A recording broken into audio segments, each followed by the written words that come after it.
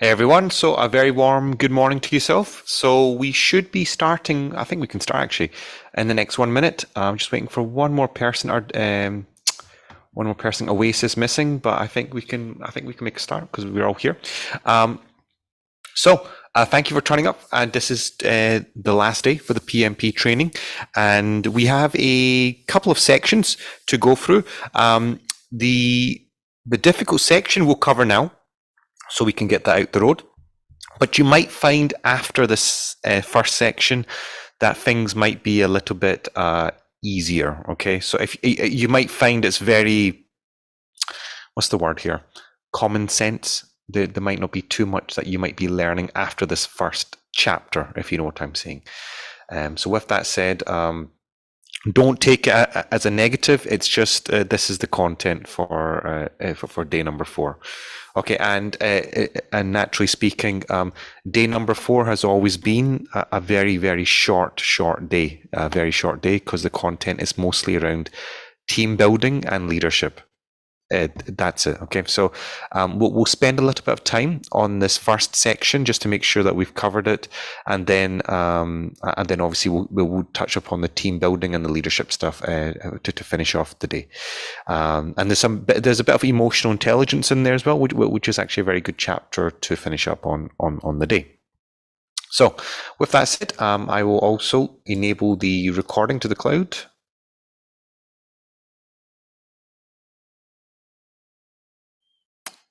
Should be recording. Cool. It's recording now. Okay, cool. So what we're going to do now, Oasis just came in now. We're going to go on to the dreaded chapter today. Okay, this is the dreaded cost management section. Okay, this is the dreaded cost management section, which everyone is always a little bit afraid of.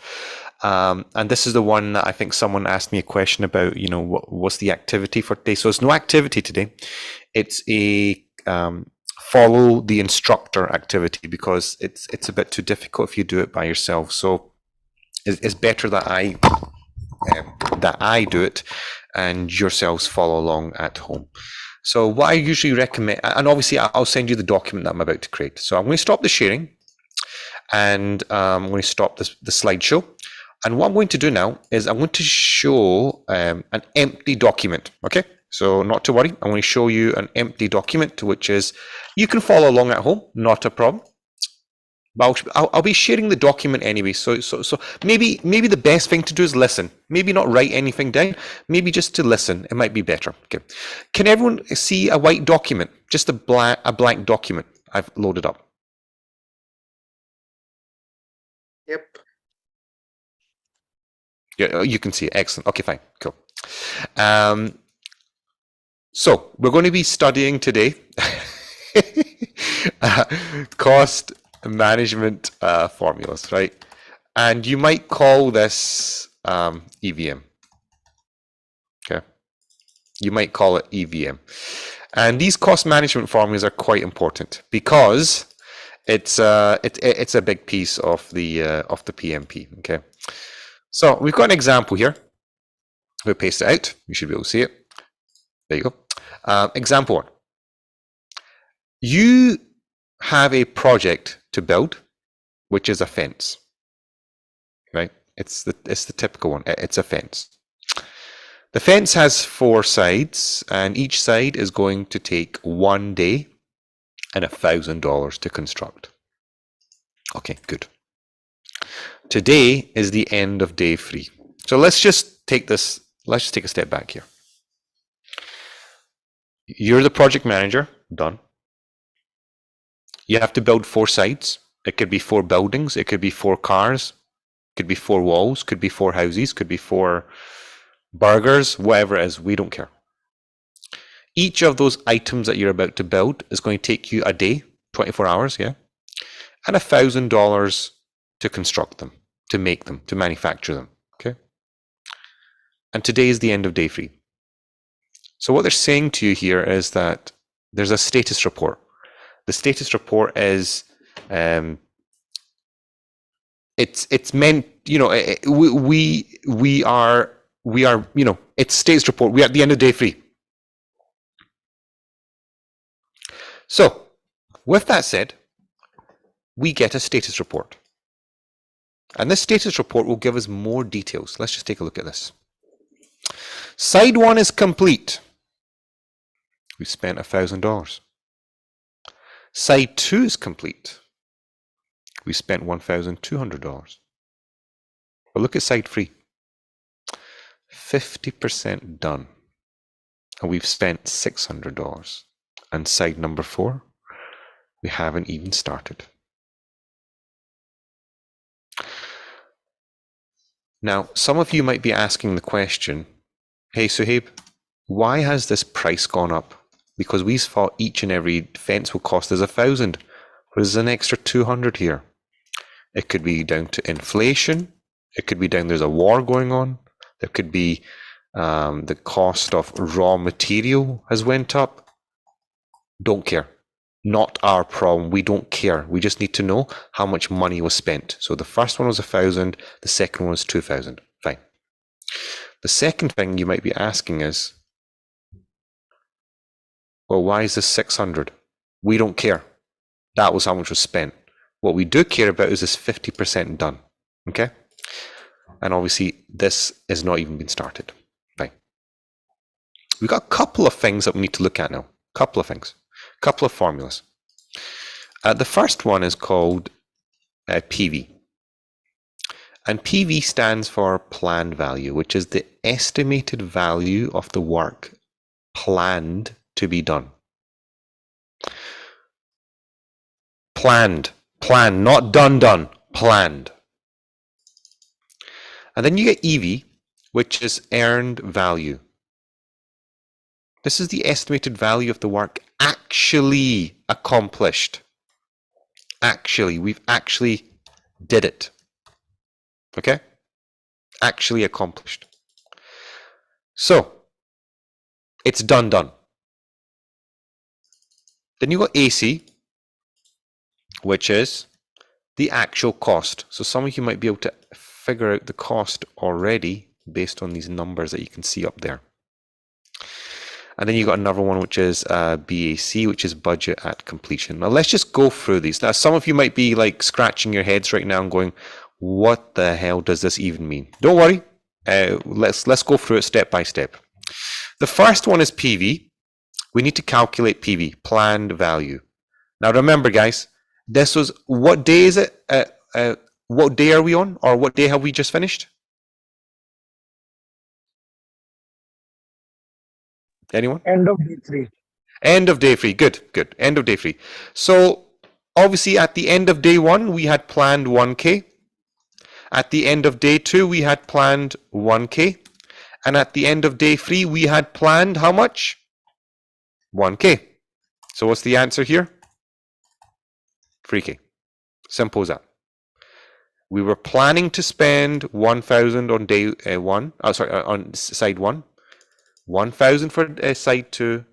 And 1,000 for side 3. This is planned. This is what we were planning. So, next one is EV. EV is the estimated value of what we have released into the business world, meaning that we have actually accomplished. We've actually accomplished, meaning how much have we actually accomplished here? Now, each fence, how much is each fence worth? How much is each fence worth? $1,000. $1,000. I like that. Plus 1K for the second fence. Here's the trick question. What's the third fence? How much is the worth of the third fence? 0.5K. Also 1,000, but Nope. It's 50%. it's done 50%. Yeah. So 0.5K. it's 500. It's 500. Okay. Let's just stop here. Okay. This is where the confusion normally starts. Each fence is worth $1,000. Okay. And yes, it's $1,000 to construct. If I add this sentence in, it might make it easier for some of you. Each fence is worth $2,000. This statement suddenly changes. Do you see that?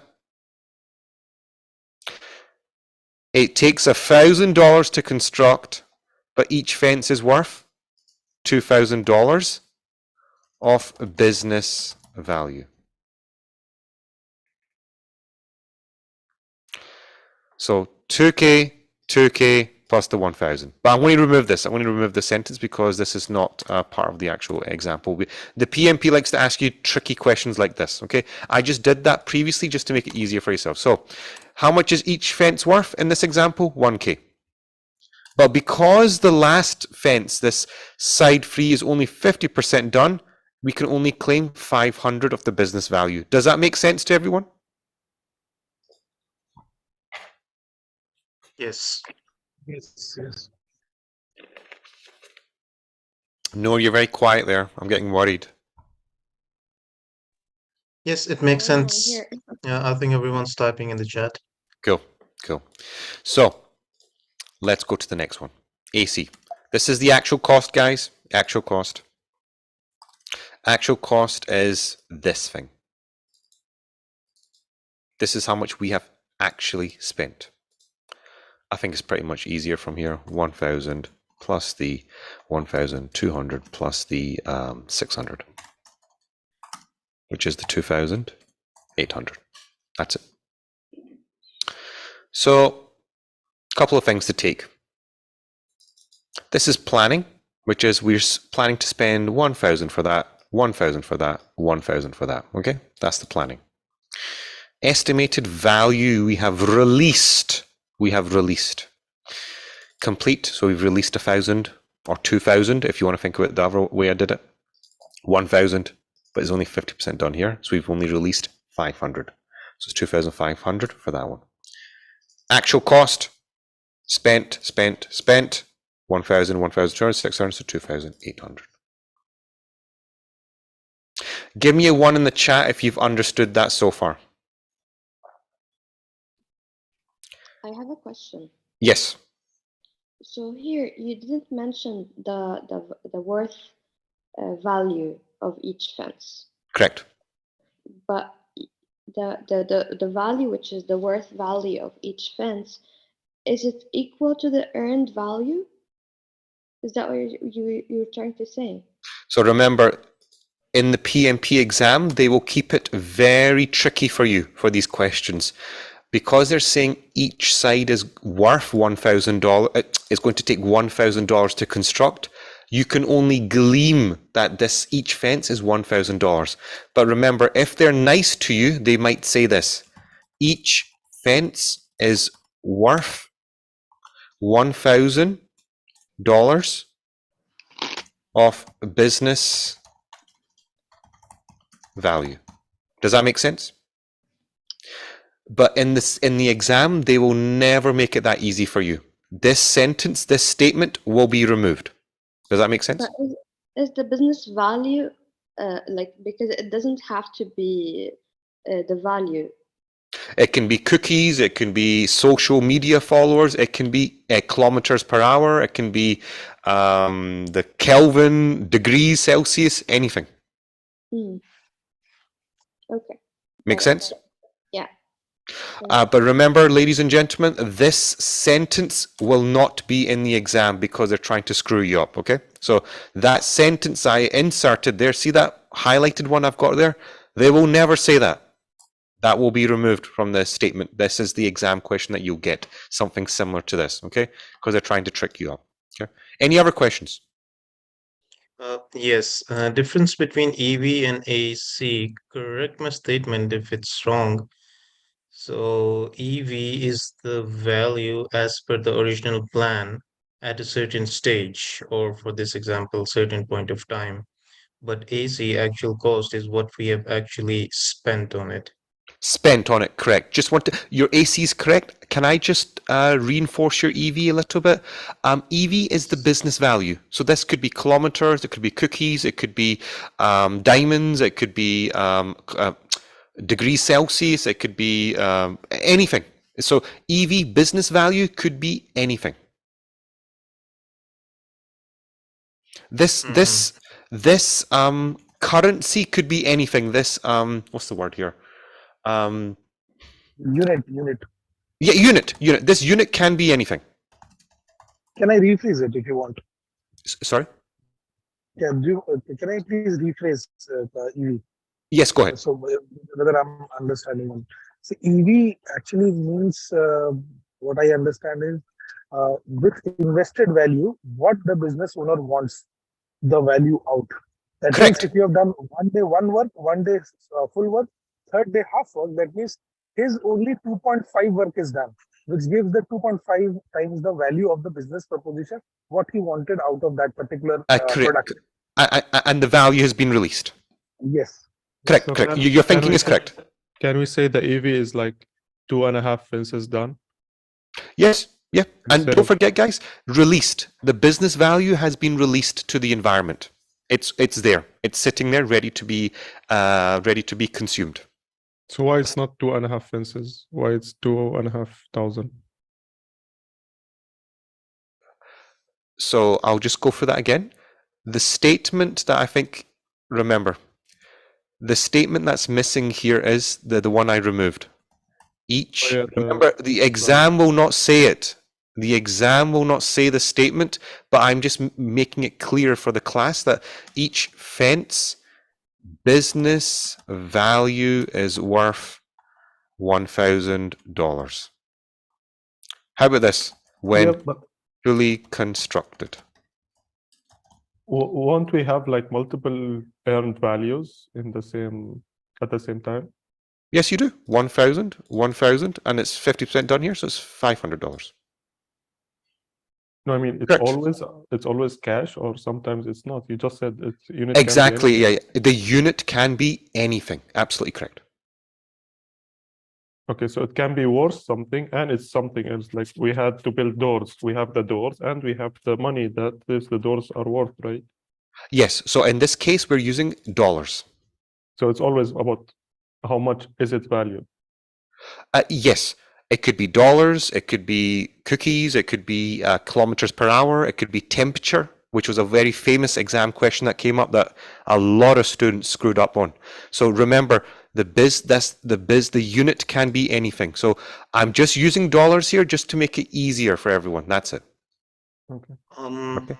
All right. I think that's clear. However, for the specific question itself, can the unit be time as well? 2.5 days. I've never seen a time one. Mm-hmm. You might need to check up on that. I don't want to confuse the class anymore, if you know what I mean. If you have picked up this statement, you're very well on your way to clearing this section. If you understand that exam will not mention the statement, then you're pretty much good for this section. It will not be there. A subjective question or an objective question? Sorry? Will this be a subjective question or an objective question? It's a explicit objective question. It's not subjective at all. No, as in when it comes in exam, so it will be a multiple choice answers or a Multiple choice answer. You pick the best one based on the formulas that you use. correct. Okay. Okay. So remember, guys, this statement will be omitted from the exam. They will not put the statement in there. Remember, sometimes it could be buildings. Sometimes it could be anything. It might not be building a fence. It may be building a house. And each house is worth 100 million. But they're not going to say that. They're going to say it takes 100 million to construct. And they want you to glean from it that the EV is 100 million. So that's where that's where they try to trick you up. Okay. So that's that. Any other questions? I think this concept is clear. Does AC also have undefined units, or is it always a cost value? Really depends on that question. From what I've seen over the years, it's always been $1. It's always been $1. It's always been money for AC. All EV, right. EV has varied. I will admit that. All right, clear. And the last bit for this one is the BAC, which was budget at completion, which is how much did we budget for the total project effort. So obviously the 1K plus the 1K, because this is how much we're budgeting for the entire project plus 1K, which is 4K. I think that's pretty clear. This is what we're budgeting for the entire for the fence project. So 4 fences, we know it's going to cost $1,000 each. So 1K, 1 plus 1K, 1 plus 1K is 4K. So that's that's pretty much the first section there. Let me know if you have any further questions before I move on to the next section. Shouldn't planned value and budget at completion be the same? The planned, oh, good question. Remember, today is the end of day 3. Yeah. But So it's still planned. yes, you're correct. You're correct. Planned value is basically planned work by end of day 3. Because if you read the scenario, today is the end of day 3. So planned value is by the end of day 3, how much were we planning to get done? 3K.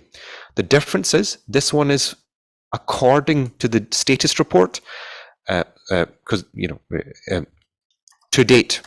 Okay. And this one is fully. Okay. Fully. Okay. But remember, they won't say that in the exam because they're trying to trick you up. Okay.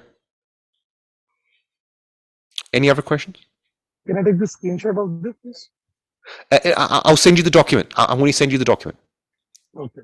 I'll send you the document. Not a problem. I'm just trying to make sure I clarify all the misconceptions and stuff. And I'm giving you something very close to the exam right now, as difficult as you'll get. I'm just elaborating here just so the class understands.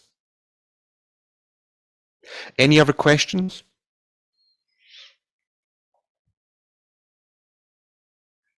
Okay. Right. No. No. Okay, good. Okay. Noor, you're happy there? Mohammed, you're happy? Yeah. Yeah, all good. Okay. Okay, fine. Let's just draw a line for this one. Okay, so we've done this first section. Okay. The formulas, unfortunately, don't stop there. So if you, let me just save this. I will call this EVM. Okay, and I'll send it to you guys in the chat as soon as we're done. We're not done there yet, unfortunately. We have a couple more formulas. Now, this first section is understanding. If you understand the meaning behind this, very good. Very, very good. Very good. This is as much I would expect you guys to take out from this from this moment in time. What you're going to see now is pure memorization. Unfortunately for this exam, you will need to memorize these formulas. There's nothing you can do about it, nothing. And almost every student has to go through this torture, okay? So let's just go through this. The first one is cost variance. Basically, how much of a variance did we have in terms of costing the project? So the formula is EV minus AC. And basically means if the thing is negative, we are over budget. If it's positive, it's under budget, as you can imagine. And there is another one, which is based on scheduling. Now, this is an interesting one, which is around time. Schedule variance, EV minus PV. Negative, it's behind schedule. Positive, it's ahead of schedule. Okay.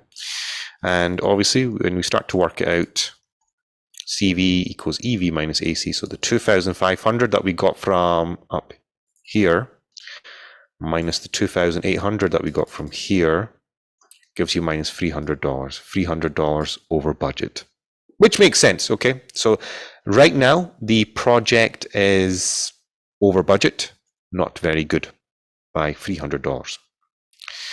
Now this one usually tricks people up because they're going to see a dollar sign in here.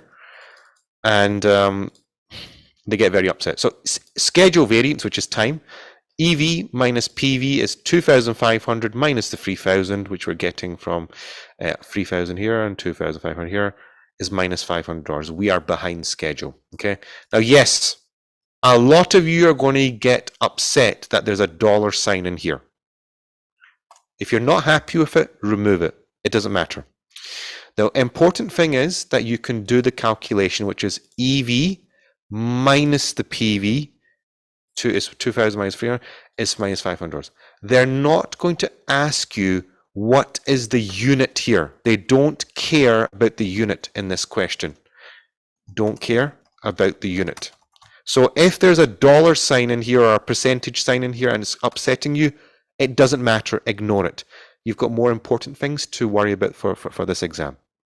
So EV minus the PV. The important thing is that you can do the calculation and you memorize the formula. So you know it's minus 500. As soon as you see it's the minus, you know we are behind schedule. Okay, that's the main thing from there. Any questions on that?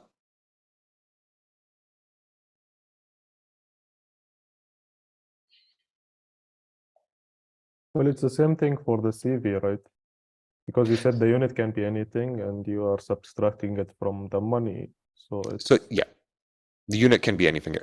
So because here it's like very closely related to cost, people are like happier with it. But because you see the word schedule in there, people get upset because it's a time-related thing. So, oh, it shouldn't it be hours? Shouldn't it be days and stuff? Yes, you're right. It should be, but in this example, no. Let's say it's as you said, temperature. So the number will mean nothing if you subtract a temperature from a cash number. It won't mean anything. So the unit cannot be anything. It should be dollars. When you do the examples, you might see something quite. You might see variations of this. That's why I'm saying I'm just trying to.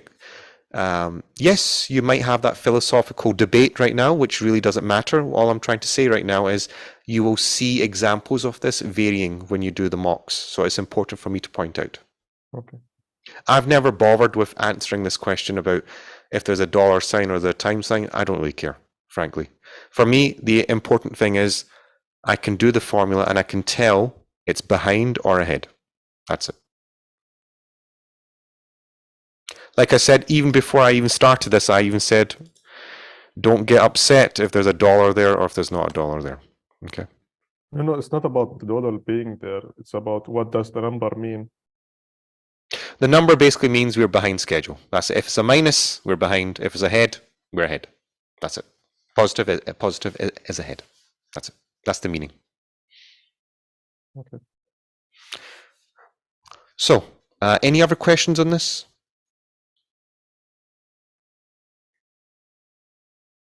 Cool.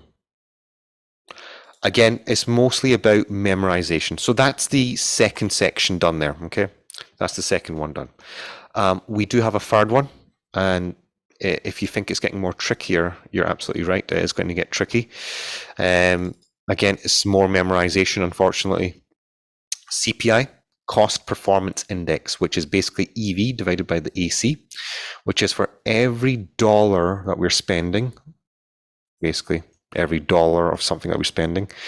What is the value that we're getting out of this? What is the value that we're getting out of every dollar that we're spending? So that may be easier, right? What is the value that we're getting out of every dollar that we are spending? There's also another one, which is called SPI, similar to the one that you saw at the top, Schedule Performance Index, which is EV divided by EV, how well we're progressing. Greater than 1 is good, less than 1 is bad. Okay. Let's do the formula. It might make things a little bit easier. Okay. CPI is 2,500 divided by 2,800. Now, I like this. This is a very powerful formula. 0.89. What is the meaning of this? We are only getting 89 cents out of every dollar we are spending. Now just take a look at this, how powerful this is.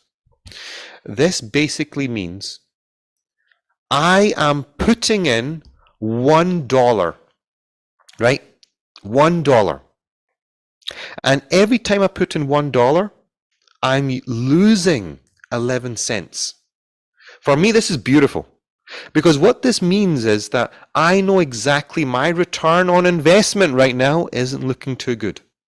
If I was putting in $1 and I'm getting 1.50 out of it, $1.50, or let's make it easier.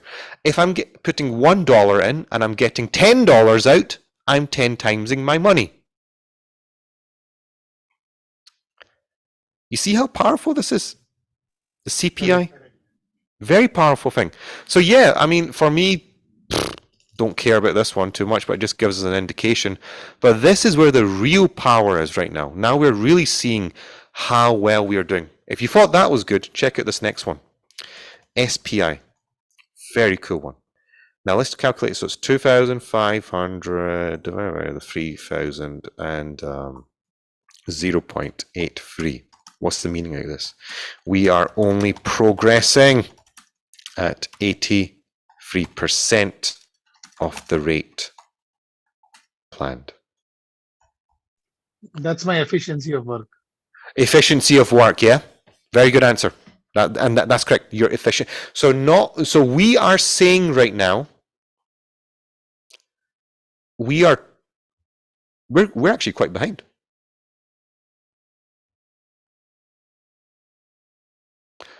If we were 110, we were 150, we were at 200, good.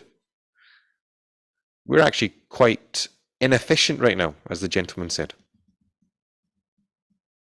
Very cool set of formulas.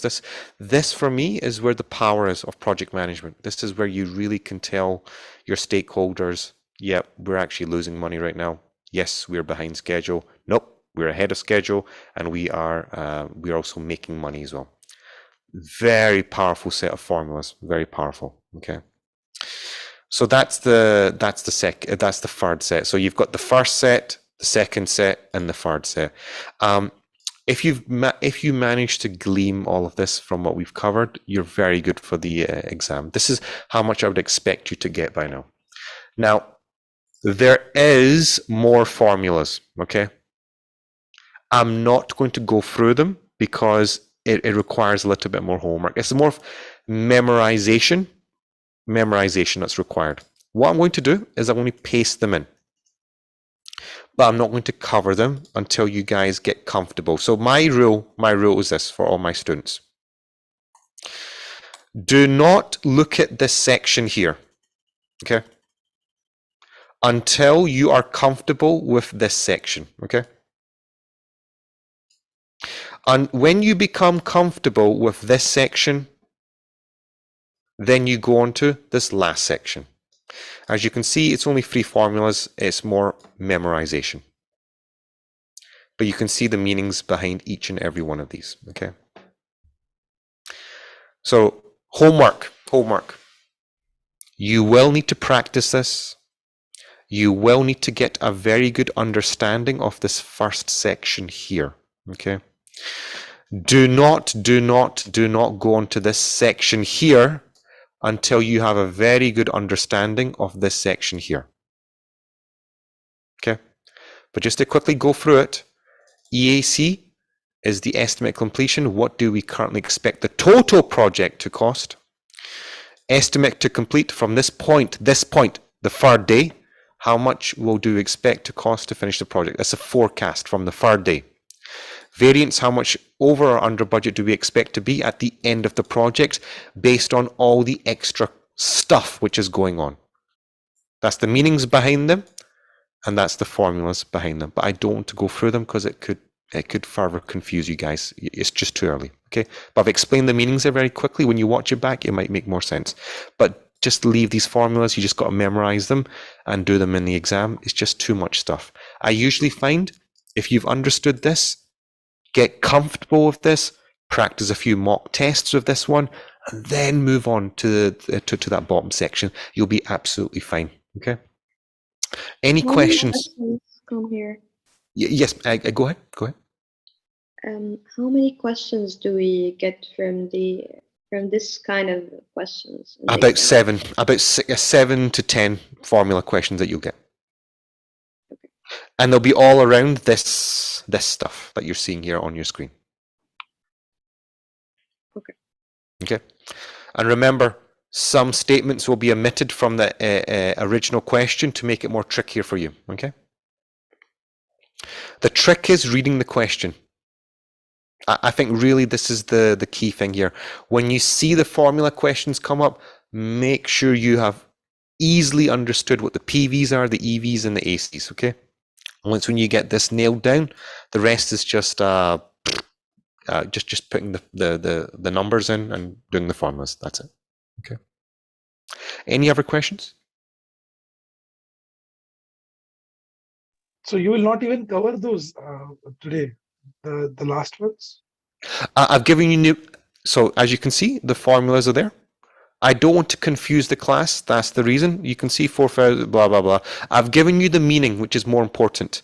But don't try not to get yourself confused of these ones. It's just too early to look at.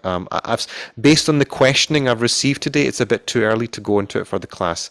I'll go for the meaning again because it's very important. Estimate at completion. What do we currently expect the total project to cost?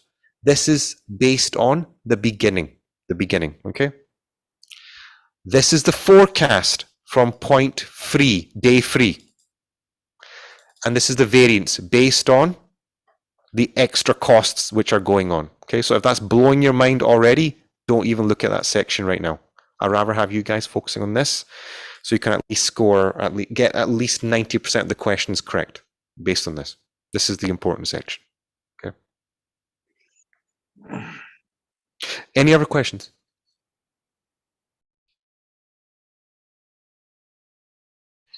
I think I'm comfortable to go over the other section quickly if the other members here can agree with me. Guys, are you happy to go? You happy to go for that? Okay. Yeah, sure, no issues. Sure. Yes, please. Yeah. Okay, so just promise me you're not going to ask any questions that's going to confuse the class even more. That's it. Okay, that's the condition here. So EAC is the BAC divided by the CPI, which you're getting from up here. Okay, the 4K divided by the CPI. Now, there is an additional 4 formulas in this in your slides. You'll get that in the slides. Okay, so this one EAC formula has 4 different methods of calculation. You'll get that in your slides. I'm just covering one of them here for this scenario, just to make it easier for you guys to understand. BAC divided by the CPI, so it's 4,000 divided by 0.89. We're currently estimate that the project will cost us 4,479. Again, it's showing you the power based on that cost performance indexed. That ratio that we got at the beginning there is giving us a very good indication that we're about to overrun by $479. Very powerful stuff here, very powerful. Estimate time to completion. EAC minus AC, much bit of a simpler formula, this one. Again, look, where's this coming from? So you need to know this. It's coming from there, right? Minus 2,800, 1,600. We need to spend $1,679 to finish the project. But remember, guys, this is from day 3. So we give ETC. So we give ETC to our stakeholders and sponsors. Yep, and this is the point where they start burning they start setting the bushes on fire. Yep. So yeah, that's the figure that they want. VAC, something similar again. BAC minus the EAC. This is coming from there. 4,000 minus 4,000. It was minus 479. We currently expect to be $479 over budget when the project is complete. So again, something simple, but powerful meanings. Okay. And that's it. That's it for the cost management formula. I know that was probably a little bit annoying, that section. Again, this section is probably the most important one. If you got this, very good, very good. If you manage to glean something from here, good. If you didn't glean everything, not a problem. It does require a little bit of practice. I usually find when you get a good understanding of what's going on here, you typically start to know these formulas automatically. It's like a natural click that happens. When you get the click for this, you could probably predict what these formulas are going to be. A lot of students have said that to me in the past, that once when I got good in the first sections, I could predict that I had to minus this one and minus this one to get this. I knew I had to minus this from that to get this. And I also knew I had to divide. They could predict it at that point. Okay. So that's the last section. Okay. Things to point out for the exam. You might want to take a note of this. Number one, you will get at least 7 to 10 questions based on this. Okay. And in the multiple choice, you will have to do the formula. You will have to actually do the calculation, and based on the answer that you get on the calculation, you will have to select the right answer. Okay, so you are expected to they'll give you a sheet of paper where you can do your calculation on, and you also have a calculator on the computer that you can do the calculations on. Okay, so that will be given to you. So that's the first thing. The second thing is make sure you understand what the EV and the PV, all that stuff is. If you fail to detect, remember the key point here. Remember that statement I omitted? Each fence was worth $2,000 or $1,000. That won't be in there, but you have to glean it from this statement. Sorry, and $1,000 to construct. If it is mentioned in there, bang, you know EV is the $1,000 or $2,000 or $10,000, whatever the heck is. Okay. And I think that's it. That's the end of the section. Any general questions? Of course, I'll send it over to you guys.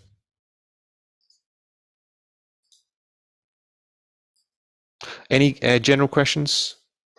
You have obviously some studying is required there, so don't think you can just walk into the exam without any studying here. You will need to put in the effort for this one, especially this section.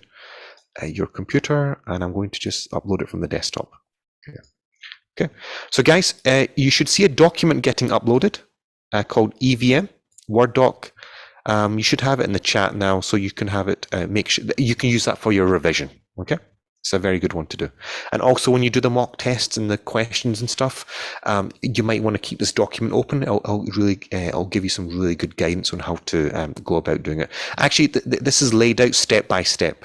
This is the exact steps. Step 1, step 2, step 3, and step 4. For any question, any of the formulate questions that you get, step 1, step 2, step 3, and then step 4. Follow it in that order, okay? Any questions?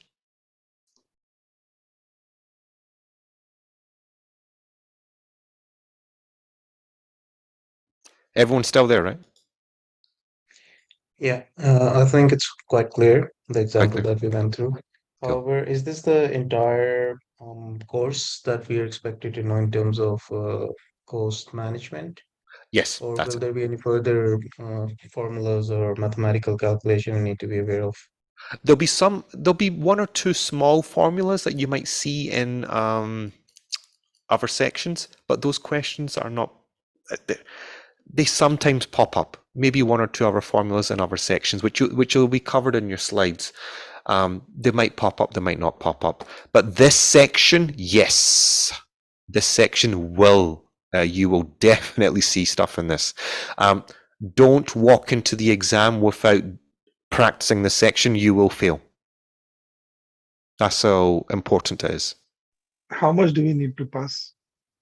Good question. The pass mark, from what we have detected over the years, it's round about 62 to 66%. Okay, it's a low pass mark. The reason for this is when you sit the exam on the day, the average is taken on that day, and the pass mark is taken from there. This is why the PMI historically has never ever released what the actual pass mark is. At the beginning, 10, 15 years ago, when I sat the PMP, it was very high. It was very high.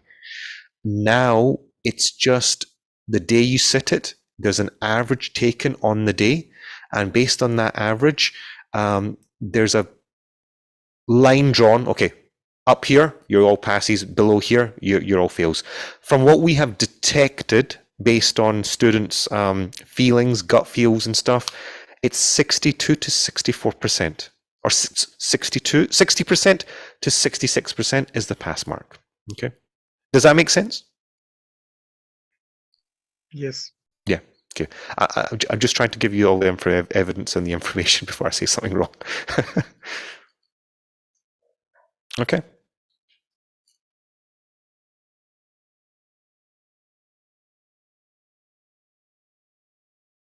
All right. I have some further questions, not regarding the example or the say EVM. So if everyone's done with the question for this example, I can ask those. Sure. Okay, what to do here? So, ladies and gentlemen, so it is the break time. What I recommend is if you take the tea break, take the coffee break now. So come back for 11 a.m. 11 a.m. Return back for 11 a.m. If you have any questions and stuff, stick around and I'll happily answer them during the break. Okay, so 15-minute break starting from now. So it's come back for 11 a.m. and I'll take your questions offline now. Okay, so please go ahead. Just generally, some random questions for the exam itself. I understand that PMBOK should be the primary source of information for practicing No, the exam. no. The slides that you get from the PMI today will be your official source. Do not go near the PMBOK. Okay, can I know why? The slides that you're going to get, slides and sorry, go ahead. yes, the slides that you're going to receive from PMI today are official and they contain everything in the exam. I would not recommend at all going to the PMBOK. I've never ever recommended any of my students going there. The students that do go for the PMBOK and they ignore the slides from the PMI, they never tend to sit the exam because they get lost in the PMBOK. The PMBOK's huge. It's not laid out in a way for you to learn the project management process. It doesn't help. The slides are actually more understanding and more comprehensive. Not comprehensive, more understanding for you to understand what's going on here. Yeah, only use the slide. If you want to use the PMBOK, go ahead. But if you get lost, the project management book from the PMI, it's like a guide. It's like a very large Bible of guidance for the thing. I've never used it. I've read it a long time ago. I don't recommend any of my students to use it. My recommendation is to use the official slides from the PMI. It will really help you. I appreciate that. That's very useful information to me. The slides, I understand they're from the PMI themselves. Correct. So that's good to know too. So I'm assuming that it will cover the entire course and every piece Everything. of information that I need to know, it should be there. Everything. And remember, if there's sections that's easier for you, skip them. Only revise the sections which are difficult. Remember, you're going to get the slides which are catered for everyone's needs. So section number 1 is, not section 1. Some people that attend the course are beginners. They need to read the whole thing. Makes sense. Some people are medium. They need to revise certain sections. And then you get expert. They only need to revise maybe 1 or 2 sections. We've had a couple of cases over the years whereby someone said, hey, I know all the stuff that you said to me. Do I really need to go through the slides? I said, look, sift through the slides, find the section which you probably didn't know. He says that, look, I need to memorize that stuff. I need to memorize that stuff. I said, okay, go, just memorize that. And what that guy did was he just memorized those, I think it was about 3-4 areas that he was uncomfortable in. He went and sat the exam and smashed it.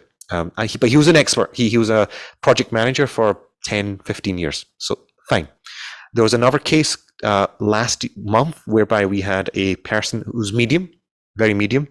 He did not revise any of the team leadership or the high performing team stuff from day one.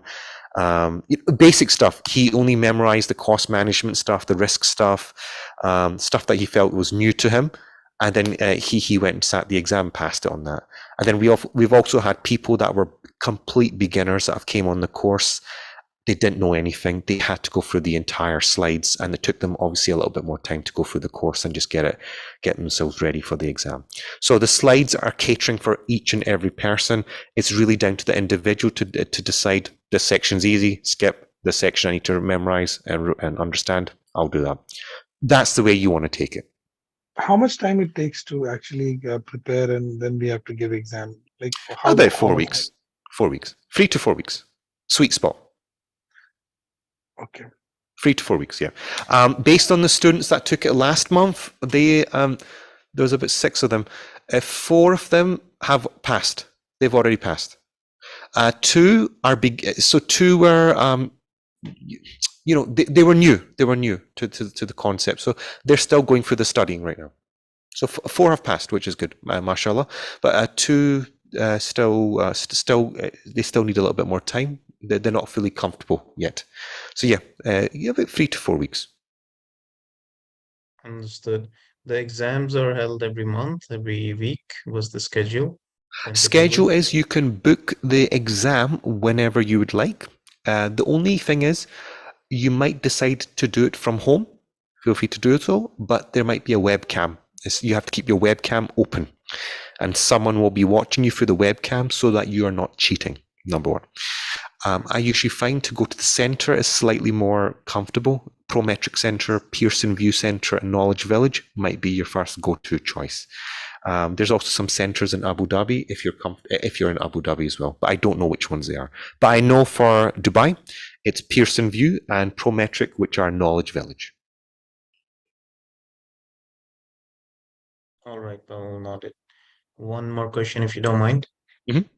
So I also plan to go through some practice questions and some previous papers. Are the papers arranged by the year or by the month that they were released, or are they just random practice questions? Is there anything specific I need to look forward to? Before you answer, the reason why I'm asking you this is because on the first session you said that a lot has changed during COVID in past 2 years or 3 years, and I don't want to be studying something from previous papers or questionnaires. A very good question. Avoid anything from 2020, 2021. Just simply avoid those practice questions or those simulator questions, because I notice a lot of students, they obviously go and they start searching online for mock test questions. So I'm saying it openly right now. If you find a website that is selling you 2,000 exam simulator questions for $100 and you purchase them, I suggest you take a look at the date, because most likely they are out of date. They're pre-2020. This course is not focused on pre-2020, 21. It's the new one. It's the new course, okay? And the new questions are different. They are different, okay? The ones that you're getting from side. Sorry. So where we can get the mock test for this new type? Side is going to send you some. And also, when you go online and you start searching from them, always check the date of those questions. Which year to which year we can refer? 2021 above. Okay. Yeah, go for those ones. Very good. So then you're safe. Then you're absolutely safe. Perfect. But try to avoid ones from 2020 is when the change happened. 2020 to 2021 there was a lot of changes going on there. So those questions are slightly more finicky, but they are new. But I always say it's better to stay on the ones 2021 plus. They're more solid, those ones. 2020 post pre, just avoid them. Okay. Any other questions?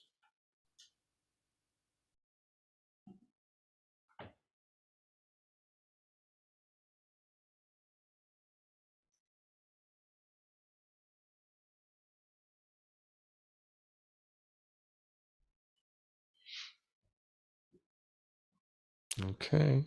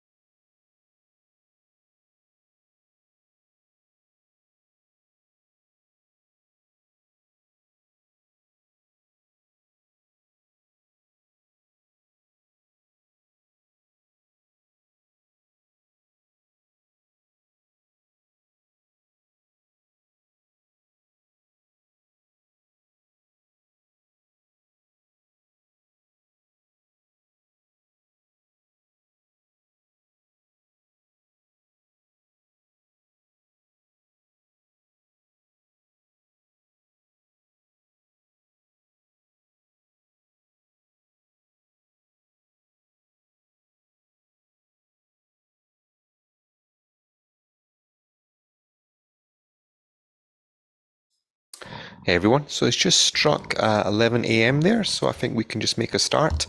I'll just make sure the recording is going. Yep, recording is going. And this, I think the rest of the day is about leadership, team building, emotional intelligence, which is a nice, really cool little section to end the day on. So yeah, that's the remaining sections of the course. You might find the content is more digestible from what you've seen from this morning, and it might link back to day number 1 as well. That you might see a lot of topics which are linking back to day number 1, and you can see it's a bit of an expansion from day number 1. And we can kickstart it off now. The leadership aspect. So yes, of course, as a project manager, you will be managing and executing the project with your team. But it's not just all about the managing aspects of it. You're effectively also leading them. And you displaying those leadership qualities has a big part to play on how successful the team will be going forward. So your critical thing to understand is that your leadership skills, these attributes, are important. What are those attributes? Some of them are listed here. We spoke about the conflict management. I think that's coming. There's a section on that coming up again today. Cultural awareness, very important. You have to have decisive decision making. Facilitation, I think that goes without saying now. Facilitation is that facilitation thing is coming in from the agile thing. Again, Scrum Masters facilitate. And again, it's bringing in there meeting management, negotiation, networking, servant leadership. There you go again. How can I help you? How can I make things easier for you? All this stuff is built into the project management role now. There really is a differentiating factor from this. A common question I normally get asked is, what is the important attributes that I should be building upon from this course? For me, it's always been, the ones that you can see here. But the one, if I had to point out one, I would say the negotiation piece is probably the most critical one for the project manager. Why? You're negotiating requirements with the stakeholders and your team all the time. So I just feel that's probably the most critical one from all these. And don't forget that the leadership and the management, they don't fully equate to each other. They're not fully equal to one another. Sometimes you got to be a leader, sometimes you got to be a manager. And some of the characteristics around management you can see displayed on the left-hand side. They really much are about maintaining, about how to do things. They focus on the process, while the leadership aspect is around leading the team. It's about creating followers. It's about influencing. It's about creating that environment of trust. Two different things, and at different points within your project, you will have to play you will have to play different characters. Very important. One of the critical styles of leadership is the servant leadership stance. Now, people don't like the word servant leader. They like the word agile leader, whichever one you would like. It's the practice of helping the team by, how can I help you? What do you need assistance in? What are you lagging behind? Do you need any support, coaching, or it's very much, how can I help you? That's the stance it comes from, which is quite nice. And the servant leadership model is all about facilitation. Again, it's coming from that agile way of working. Open rooms, open floor plan designs. You have your agile teams working together, which are highly collaborative. It's coming from that. For the project manager, very, very, very specifically, we want the project manager, and the PMP is clear on this, very clear and open on this. We want the project manager to adopt the characteristics of the agile way, of that Scrum Master. Okay, Scrum Master is the servant leader, the coach for the agile teams. We want that servant leadership aspect to be in the project manager. Very, very important. So this is, and you can see what the list is, exactly what the PMP wants you to know. For the meetings, you're facilitating them. You're guiding the team members. You're supporting the team members, not managing them. Provide coaching and training. I think that goes without a doubt. We've covered that. You have to coach the team. You have to give them training if they're lacking skills. Removing impediments. Why? Because if there's an impediment, it's going to slow the team down. So we need to get rid of those impediments. And focus on the team accomplishments to encourage them, to motivate them, to really get them moving ahead. So that's the servant leadership. And sometimes, because you're delivering quite complex projects, you might see that there's a change that you're about to put through the organization that challenges this current status quo. And because it's challenging the current status quo, your strategic and tactical management of the project's delivery into the environment of the corporate setting has to be clinical.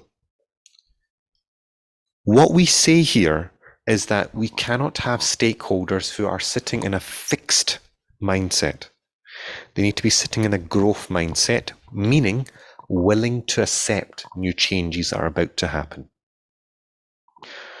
And you might need to discover the best way through this by experimenting, by testing the waters.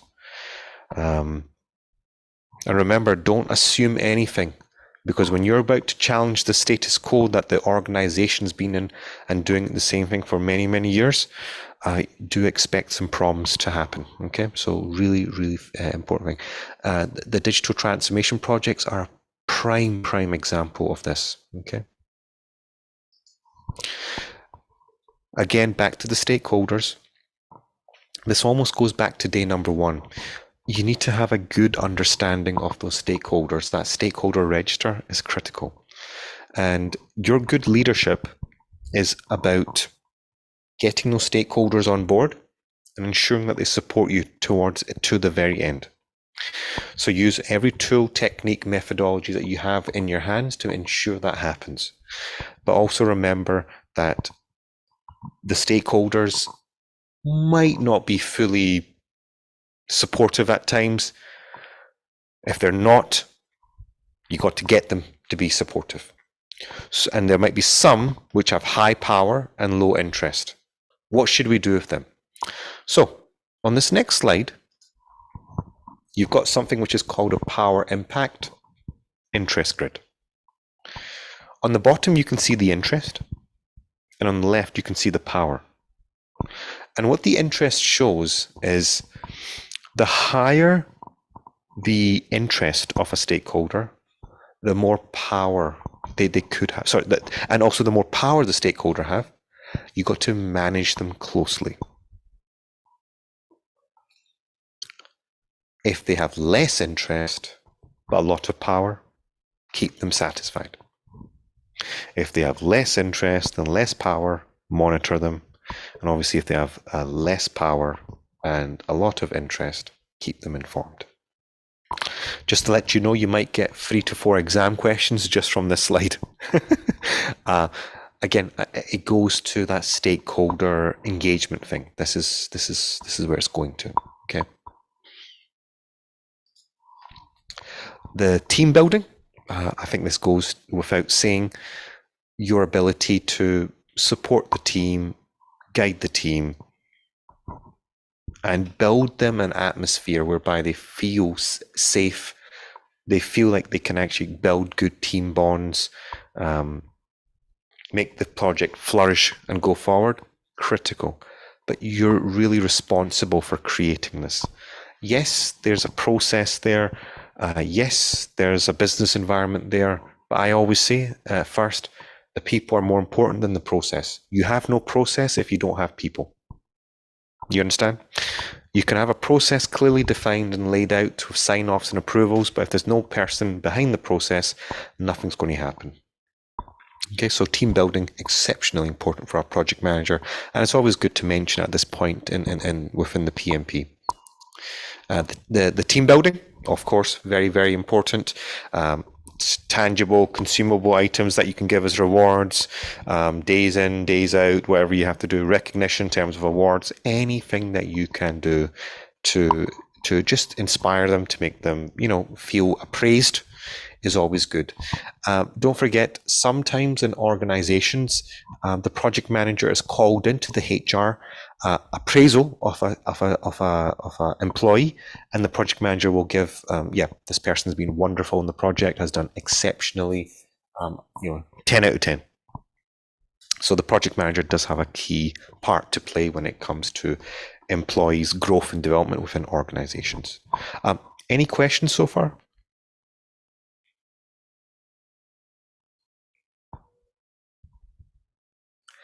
If it's making sense, you can give me that feedback within the chat, CS, for if it's making sense. If you have any questions, feel free to ask.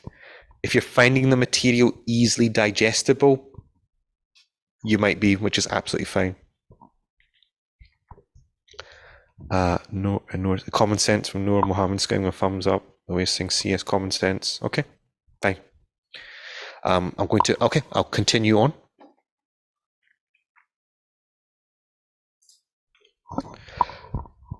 Obviously, what we're saying here is that the project manager should be continuously striving to create a healthy culture.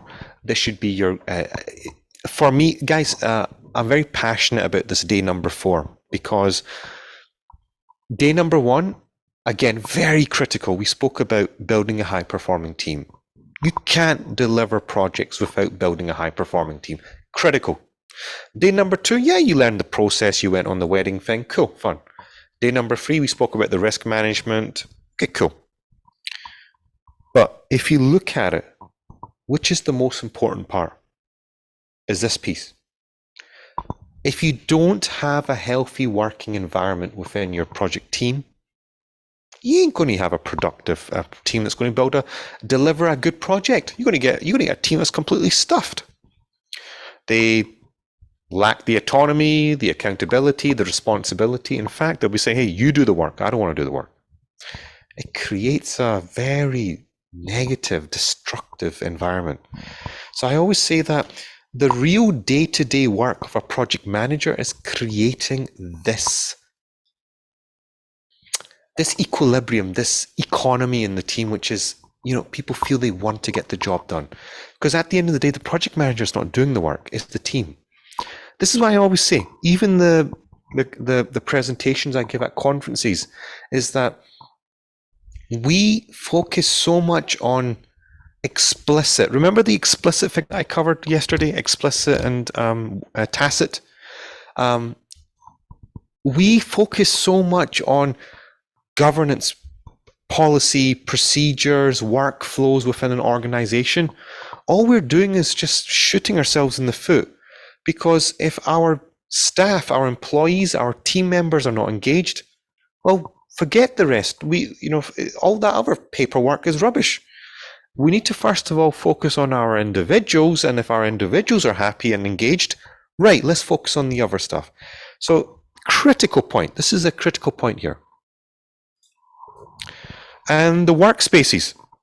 If you're sitting in cabinets, guys, this is a common issue I see over and over. Again, this is just me speaking from experience. Have you ever walked into an office and you've seen there's a group of people, the most senior people in the organization have the glass cabinets, they have a glass room, and they sit behind that, and you have to knock on the door and you go through and then you talk to them, while the rest of the lower end staff are sitting outside in an open space?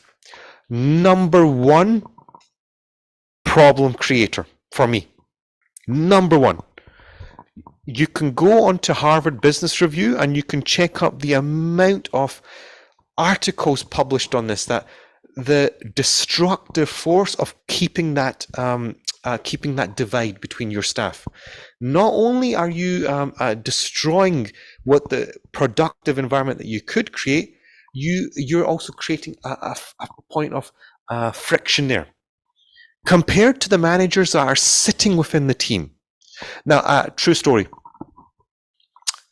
Obviously, most organizations have this setup where the senior members have their own glass cabinets that they go and sit in.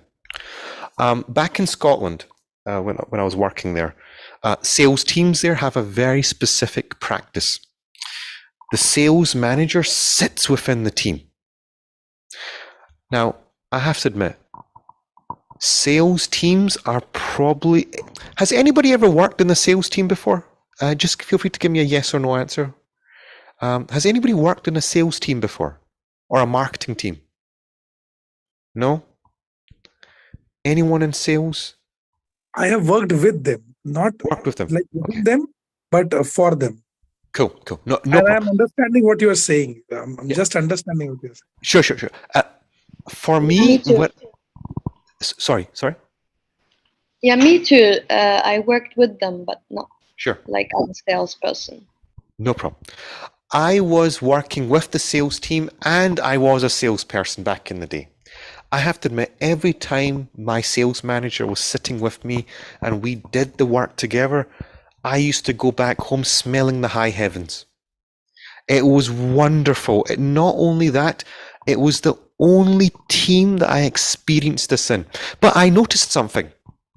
When I went to other companies, other organizations, I also noticed sales managers working together with their sales teams.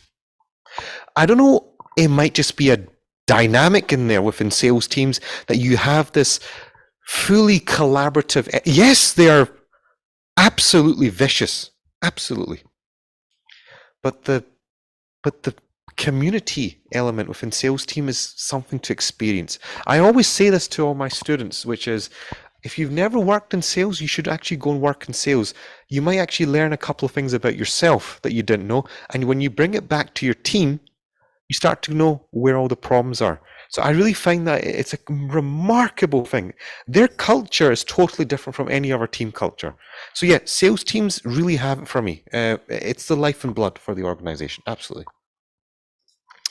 The word is unity, is empowerment. They have it.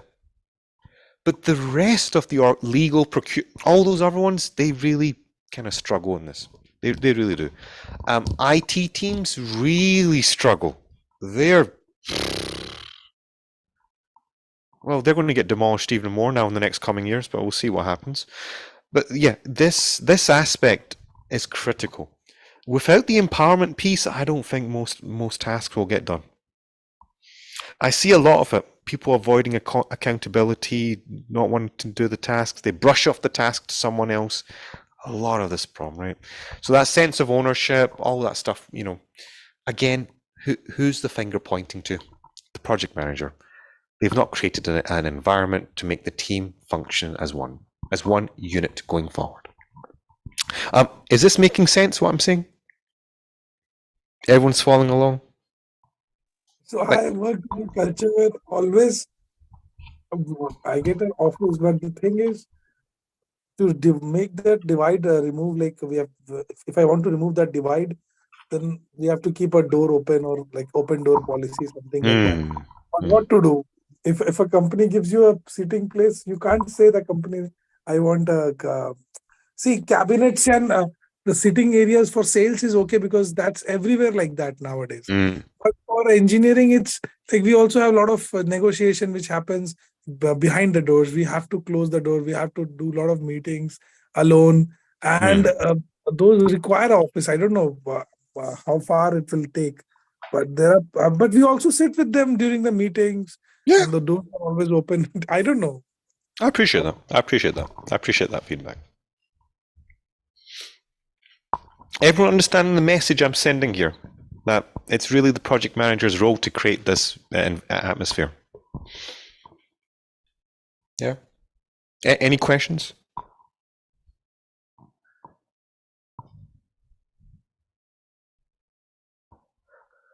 No?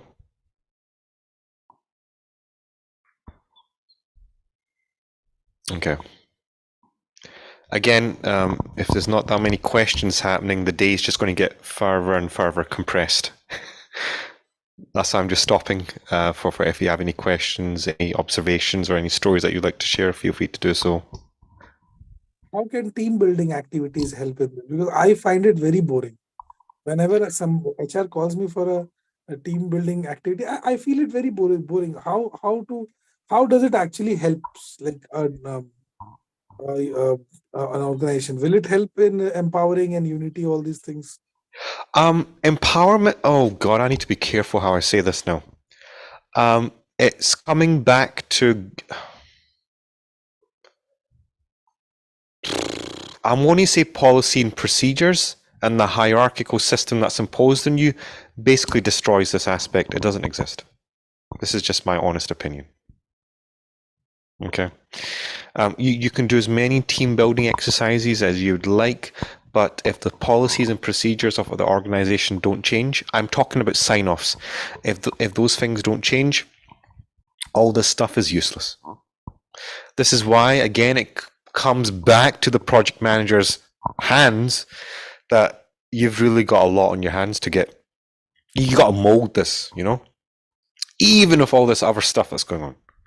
So again, there's more credence, there's more weight, there's more importance to the project manager role. It's not easy. This is not an easy role. It's a very difficult role.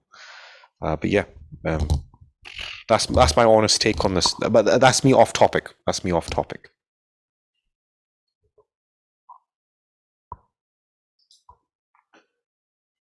Yeah, autonomy and teamwork. I think more of the same. You know, sometimes as a project manager, you might need to interfere with the team if they're not going according to plan. But but again, make sure you have a good enough understanding before interfering. But I think the best way of doing this is keeping a positive tone rather than keeping a negative, criticizing tone. I see this, unfortunately, in some areas of within an organization, especially when I've done some assessments over the years. Shouting. I've seen a lot of shouting over the years. I've seen senior stakeholders swearing at each other. I've seen all sorts of stuff like that happening in front of me, in front of an assessor as well. So yeah, they lack that. They lack that self-awareness. Actually, this is an important point because it's going to come up in the emotional intelligence chapter towards the end of today.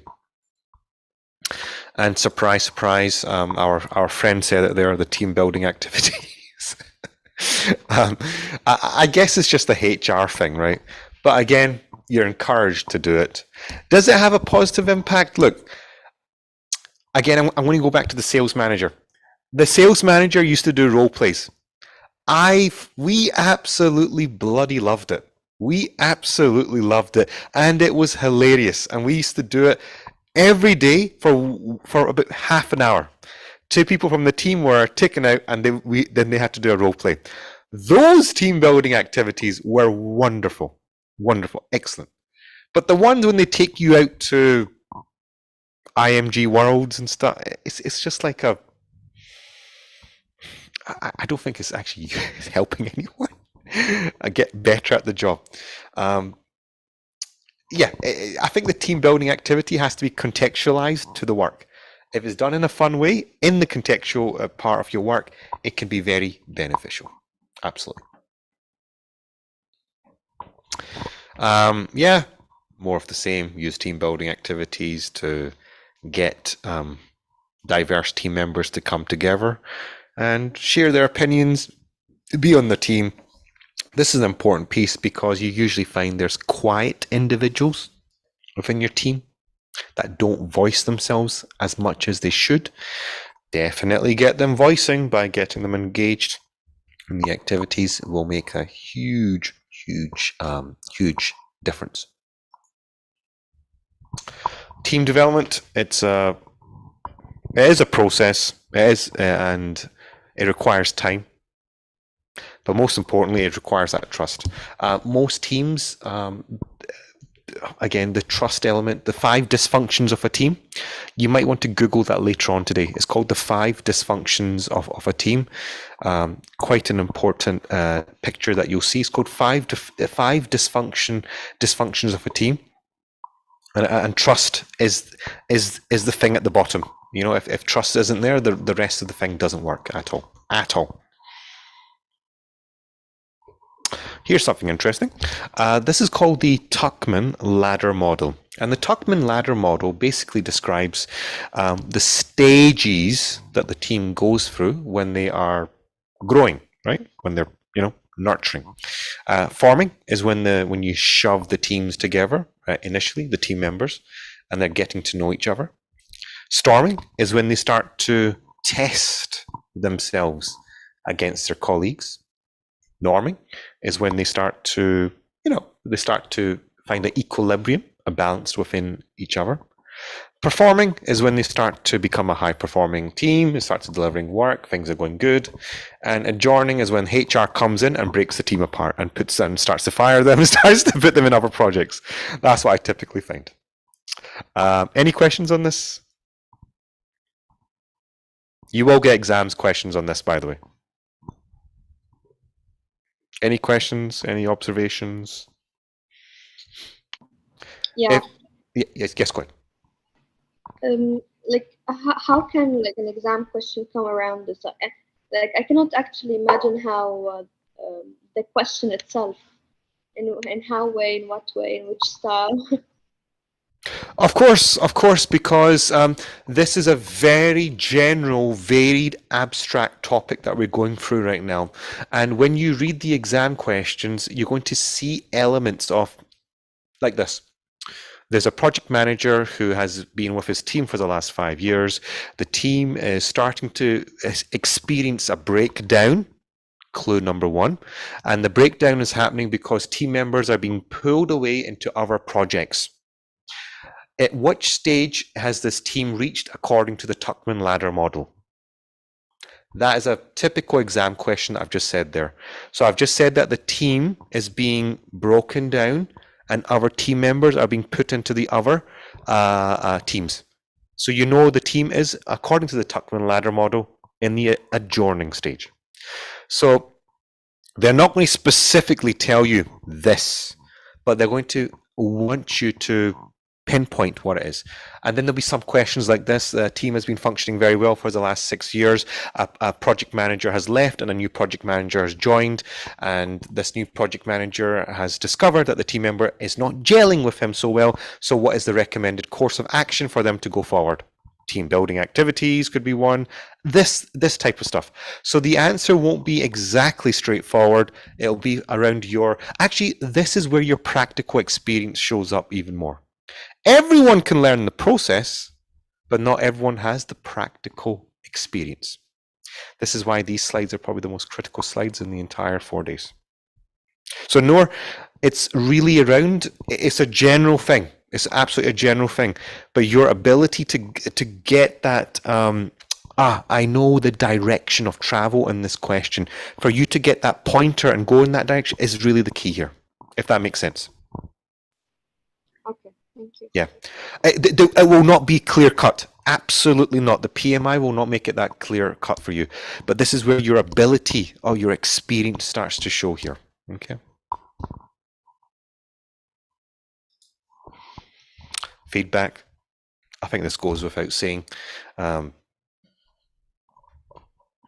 If you're not getting feedback on a continuous basis, you might be barking up the wrong tree. Critical. Always get that feedback quicker, earlier, rather than later on. It makes a huge difference. Massive difference. Any questions before I move on to the next section?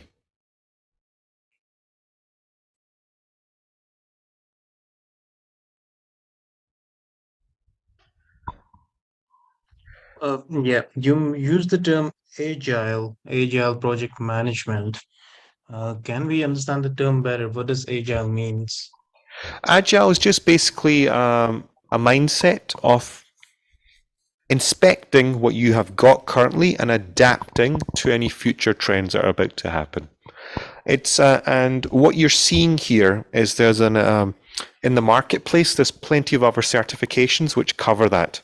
But according to the PMP, this has all been integrated into the servant leadership aspect, high performing teams from day number one. And what you're seeing here in the emotional intelligence chapter, which is coming up, the feedback, again, all from the agile stuff, the servant leadership, again from the agile thing, highly collaborative teams, again from the agile thing, the team building activities, all from the agile way of working, building a safe atmosphere for the teams to work in, to be highly collaborative, all from the agile thing. This stuff did not exist in the PMP before this. So these are the agile insertions within the PMP there. So very simply, for me, from what I've understood, is that it's about creating a highly productive team, as we've said there. They work highly collaboratively, and you as a project manager is always serving them. How can I help you? How can I support you today? This. And within your slides that you'll get given by the end of today, you'll probably get 1, 2, 3 slides, which is covering some extra meetings, such as sprint planning, a stand-up, a review, and the retro, which you can review in your own time. But like I said, project managers already do this. Already are doing this. It's been fully integrated to the PMP, so there's no real difference there. Okay. All right. Cool. And you're seeing aspects of this all over here. Actually, I think there's something coming up right now. Yeah, retrospectives. Talk of the devil.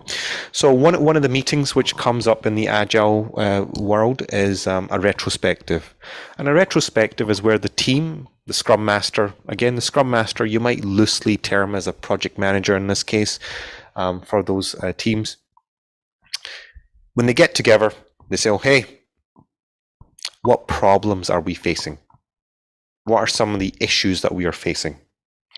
The team writes up their issues, their weaknesses, and then they work together collaboratively, and they say, right, how can we make this better? How can we improve on these weaknesses and make them into our strengths? Okay. And this can be done on a weekly basis, bi-weekly basis, whenever you would like. Okay, so that's the retrospective. It's a meeting, 1 hour, 2 hours, whenever you'd like. Lessons learned is a thing which is going on since day number 1, which we've been talking about. And lessons learned are typically done towards the end of the project. Okay, while the retrospectives are happening throughout the project. So the clear distinction here is that retrospectives would feed into the lessons learned document towards the end. Okay. Any other questions before I move on to the next section?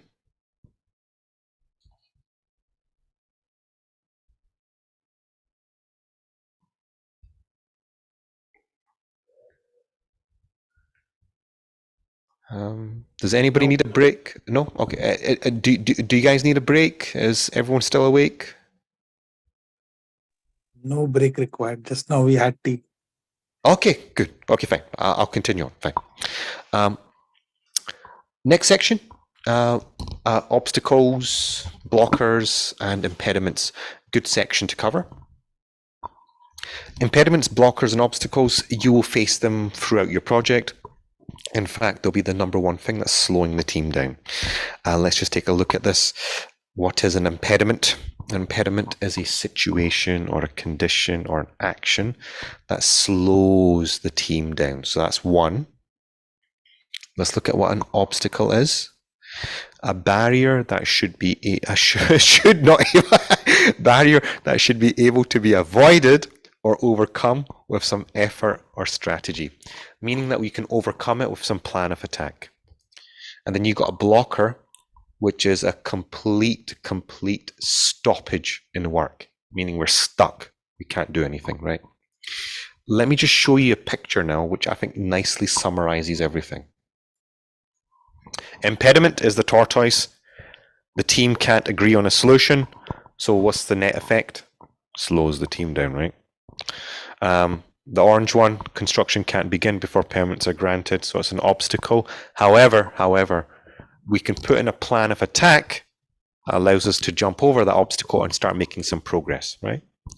And blocker is a red light. I like the traffic light. Red light, we're stuck. We're screwed, right? So that's that. A good place. This is nice. Now check this out. A good place. Again, one of the agile things, a daily stand. Now, guys, just an important thing to point out. Agile ways of working is just this thing has been going on in marketing teams and sales teams since their inception. Okay, don't get too carried away with this. Okay, please do not get carried away with this. This thing has been going on for years. The actual term is called collaboration. Okay. When you collaborate, naturally one of the team meetings in Scrum meetings or Agile meetings is this daily stand-up. You might call it a catch-up meeting. You might call it a huddle. Whatever you'd like. This meeting could last in the region of 15 minutes according to the certification literature that's on the market nowadays. Or it could be half an hour or 45 minutes, whatever your heart's content is. But according to the literature, it's a brief meeting where the team members get together and they say where are their problems, their impediments, and if they can reach the goal or not, okay, for delivering the project. And it should last in the region of 15 minutes. Believe it or not, this meeting might be happening every day. If it's happening every day, it could be a perfect opportunity for the team members to voice their obstacles, issues, risks, blockers. These things can be voiced in this meeting.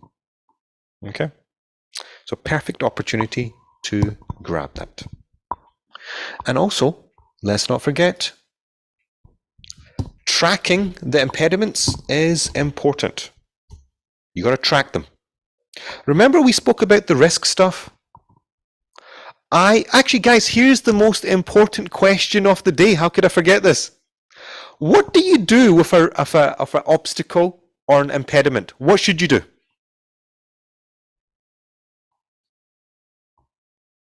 What process should you follow? Anyone? If you get this, you're on your way to passing the exam. Risk management? Yes, sir. Round of applause for Awais. Awais, I want to see you passing this exam in the next 1 week. Fingers crossed. Nope. If you got that one right, you're well, because look what the answer is here. Risk management. Yeah. Guys, from obstacles, from the impediments, and the anything that's slowing the team down, I kid you not, go down the risk management path. Absolutely beautiful. It'll keep you out of trouble and I'll keep you on the straight path. And on top of that, when you show this to the management team that look, you're on top of this, they will have trust in your abilities. It's much more better. Trust me. This is a very critical point. So yeah, follow the risk management approach.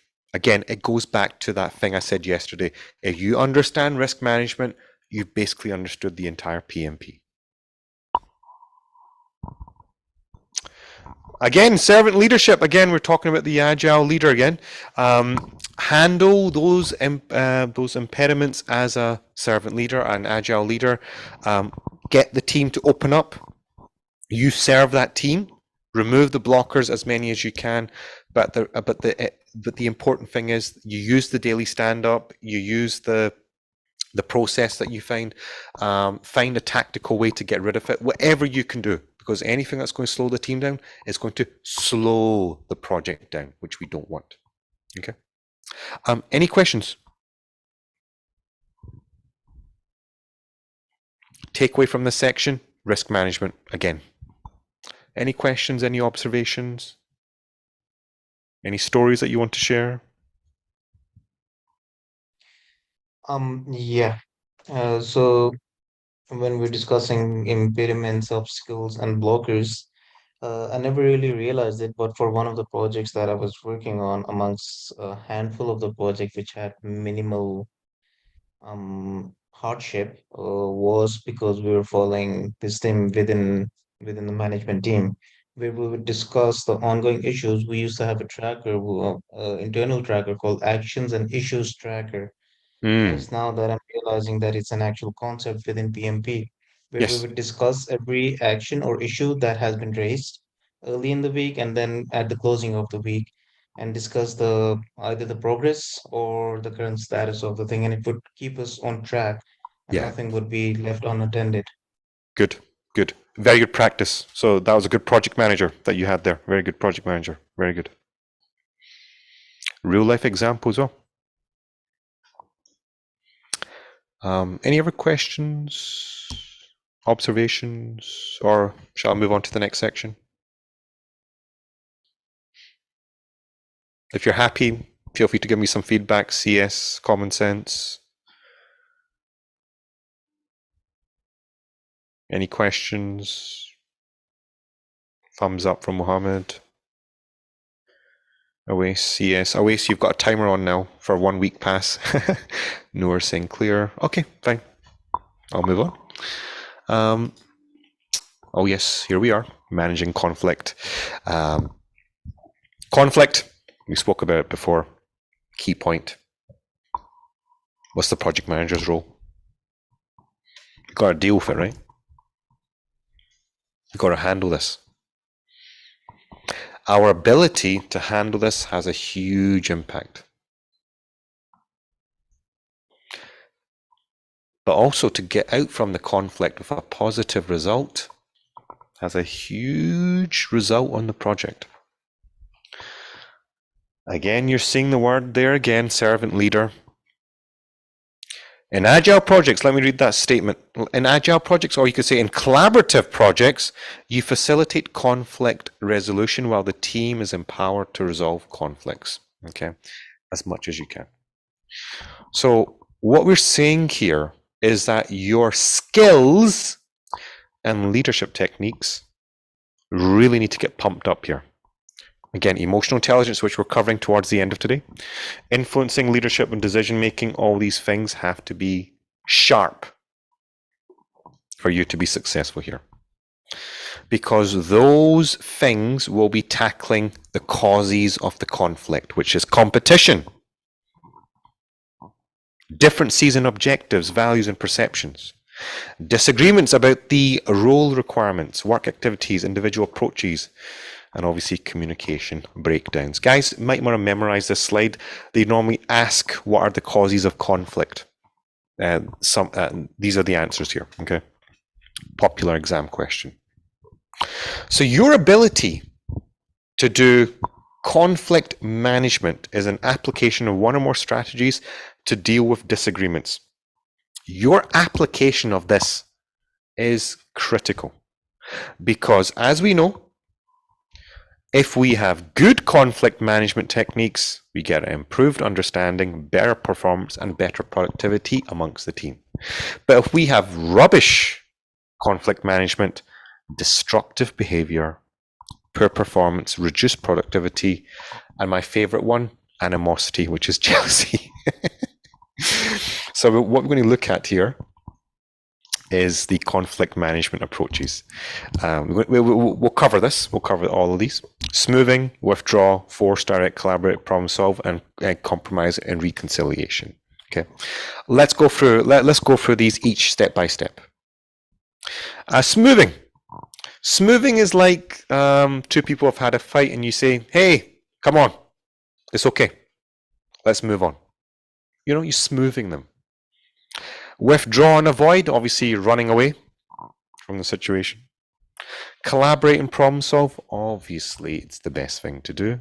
You make the team work together, resolve the problems together, collaborate, obviously the best. Forcing and directing, you're forcing them, you're directing them to get the work done. You must do this. And compromise, reconciliation, which is you get the team members to compromise with each other. It's a lose-lose situation. Really, nobody wins at the end of the day. Okay. I think we have a video here. Wait, let me check. Yes, we do. What I'm going to do is I'm going to stop sharing the screen.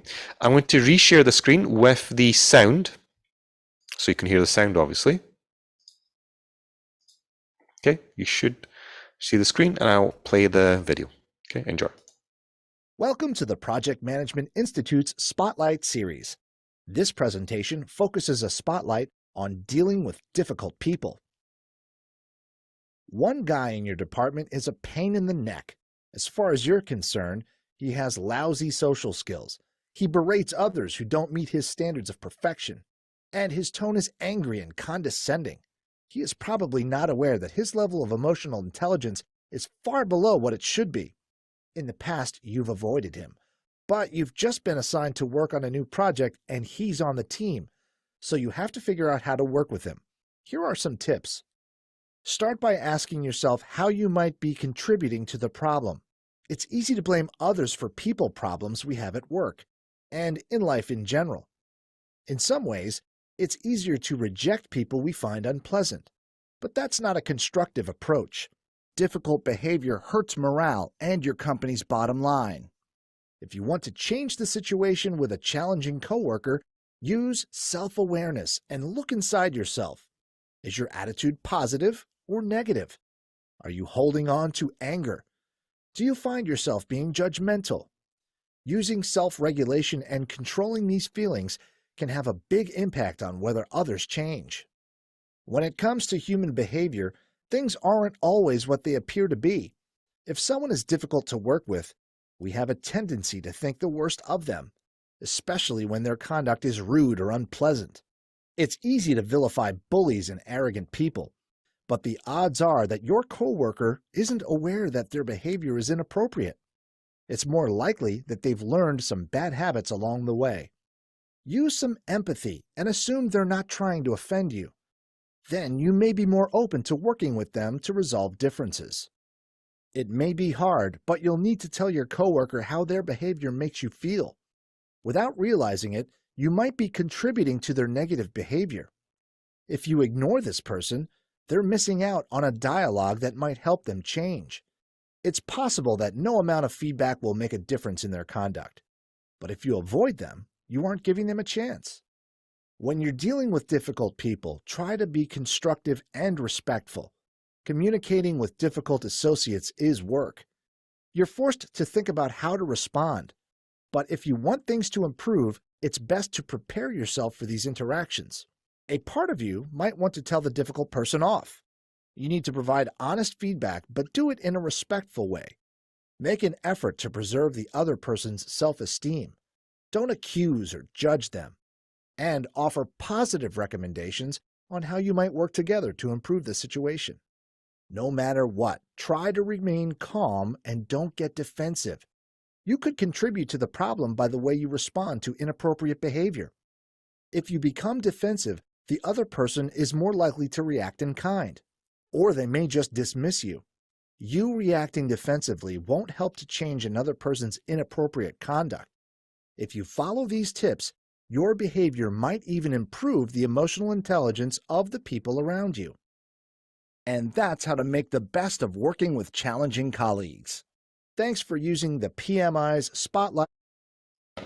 Nice little video there. Guys, what do you think of that? I think it was very shallow and not true at all. I mean, he didn't give an answer to the question.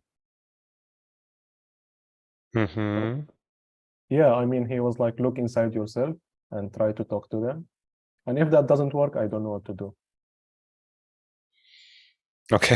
That's what I took from it, to be exact. I was waiting for him to answer that question, but he didn't. He was like, oh, maybe it's you, or it's not him. And he was just like, try to talk to them. And that's all. Okay. Anyone else? I have some thoughts on this thing. I'll take it a little bit off topic. I don't know if anyone has ever had the chance to read the book called Surrounded by Idiots. So it's an excellent book, and it actually teaches you the nature of people and how to deal with individuals with different mentality and the way they carry out themselves. And the other thing is that I related to this video quite a lot. So we used to have a technical lead in our company who was, to put it simply, very strict with his language. Not intentionally, but that was just his nature. but people would often feel offended. So, yeah, every now and then you have to learn to deal with people in certain ways, always keeping in mind the goal, that what is the reason that you're interacting with the individual. There's always business and career goals that you need to look forward to. So anyhow, circling back to the thing, I think it's a very complicated topic to figure out how to answer this situation, but there are ways around professional how to deal with people in a professional manner. Interesting. Would it surprise you that based on... Okay, the reason why I asked that is actually some insights I want to give you. Based on private coaching sessions I've done with leaders, remember I said the other day that I spend a lot of time now with people sitting in the C-suite now. What is the number one topic that they want help on? This topic, dealing with difficult people. Because for them, they have someone that they're delegating a task to in the middle management layer, which they're having problems with. And then they develop favorites, naturally speaking. And then you've got people that they need to try to get on board with them on their horizontal, which they have problems with. So they effectively silo themselves out. Number one topic that's being discussed on many. If I'm not the only coach that's dealing with this, and all the other coaches on the market, I'm sure they will reiterate this, is the fact that this is a common problem. And I think it's probably the most destructive thing that leads to it. And I really think it comes down to is this. And this is the thing that I've done. This is the thing that's worked for me. This is the thing that I've personally applied. And this is coming from that same coaching session that the one I the builder, the one I told you about from America. He said to me, "Don't ask questions." That was one of the biggest things. I said, "Not to ask questions. Why is that?" And remember the one I said about the process, the why gives you the process. The same guy. And then he said to me the same thing. I said, "Don't ask too many questions." I said, "Why is that?"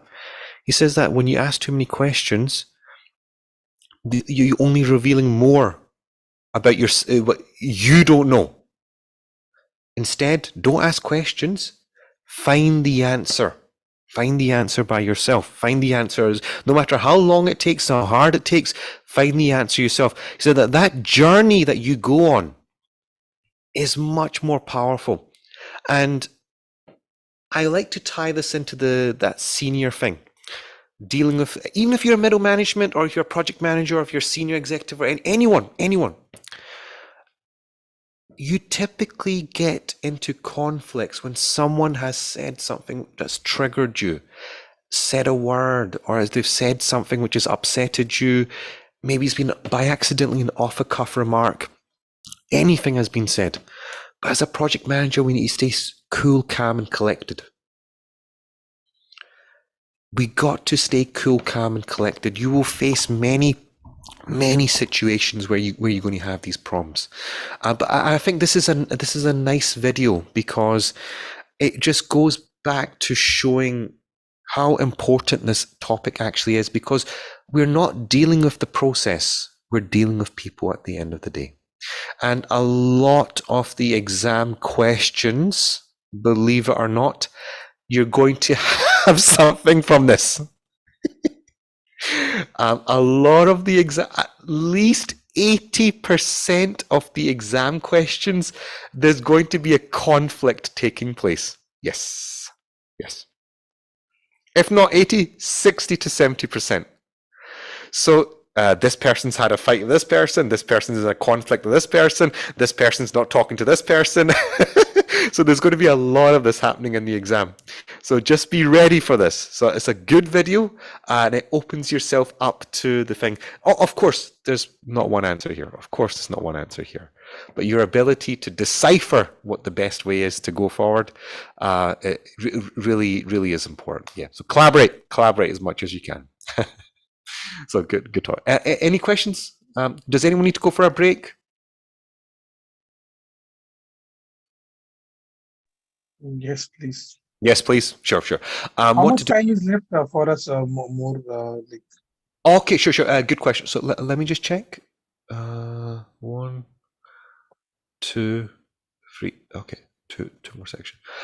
We only have 3 more sections to do.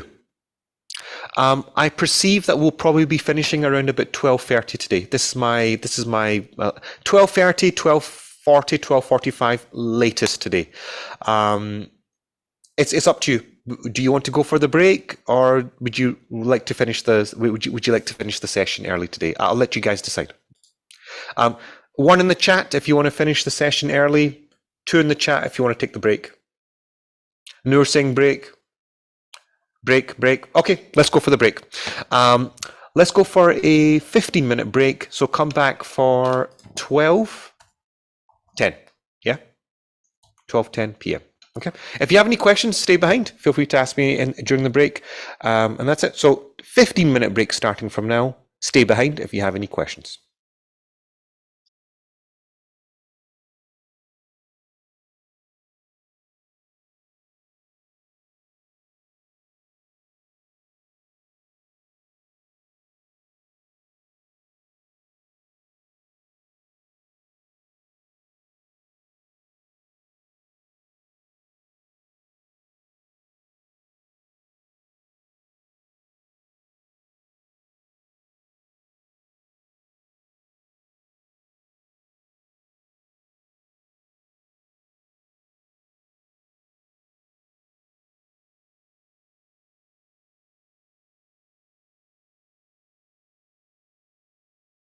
So Suhaib, was what I said wrong?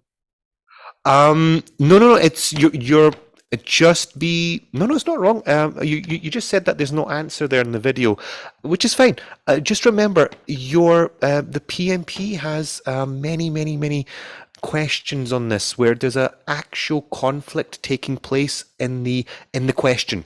So your ability to pick it. Okay, right. There's a problem here. These 2 individuals are not talking. What can I do to resolve this? Your ability to decipher this is going to be critical to passing the exam, because at least 60% of this course is on people, which I'm sure you've detected this, and very little on process, because the PMI understood. They know behind the process is people. So forget the process. We got to focus on the people element even more, because people really take the project and make the project into a success, which I'm sure you already know. So our better engagement and interaction of those people will make things better for us. So yeah, it's just don't make sure you're aware that the people element is every question in the exam. At least 60 to 70 to even 80% of questions will contain some conflict is going on, and what you can do as a project manager. So, and obviously, don't forget this one, collaborate and problem solve. Very important. In most, you got to get the parties together and get them problem solving and collaborating. So that's probably the number 1 takeaway from this section. Get them to collaborate and problem solve as much as you can. Okay. Yeah. There's nothing wrong, you said. It was just that there was maybe no straightforward answer in the video. But I guess it was just more of awareness. Nothing wrong with it. Yeah, I mean, they didn't say, for example, No. escalate it or like do something about it if you Absolutely. got a response. Absolutely. Mm. Point taken.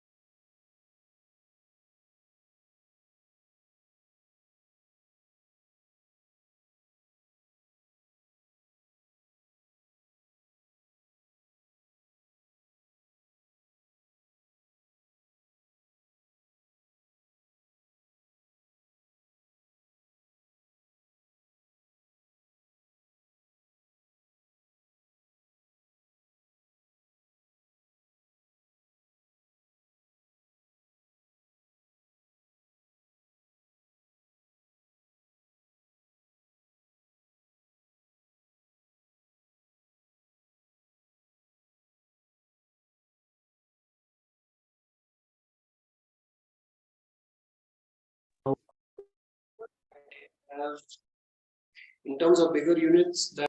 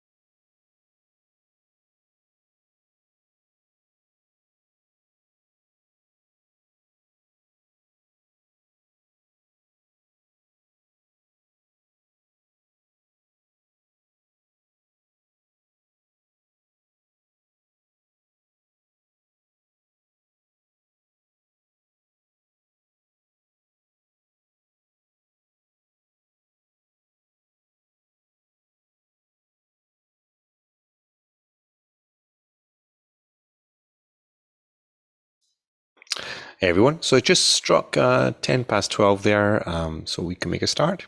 This next section is about collaborating with the stakeholders. So a similar sort of theme, continuing on from the previous section, obviously engaging them, building trust, collaboration, and productive and working environment is obviously the project manager's key role here. And at the same time, your engagement strategy, your engagement plan is critical. And your engagement plan should contain how you look to further bring that stakeholder into a supportive and leading role for your project as you take it forward. And obviously use that stakeholder's abilities to help you make the project even more successful. And effective collaboration builds trust between all the parties. Of course, absolutely. Without the trust, nothing else can really happen. I think we have a video. Yes, we do. Welcome to the Project Management Institute's Spotlight series. This presentation will spotlight handling pressure from outside your team. You serve on a task force in charge of finding new office space for your company. Because relocating is a big deal, employees outside the task force are very interested in your efforts. You feel your coworkers' nervousness as a weight on your shoulders. Today, the company president dropped in on the team. He asked if you could rent another office in the current building to save the expense of moving. This solution would not fix the problems you have with facility maintenance. You wonder if you are just supposed to agree with authority. Other team members want to propose a better solution, fast, before all your work is thrown out the window. To navigate external pressures like these, try the following tips. First, stay positive in the face of pressure. You might feel frustrated if you find you can't please everybody, but choose to focus on what you can do instead of what seems impossible. You should recognize that your group will contribute in some way to the solution. Another helpful tip is to stay humble. You should not let yourself feel that you are part of an elite group. A self-important attitude within your task force can create friction with other coworkers. Avoid thinking in terms of us and them.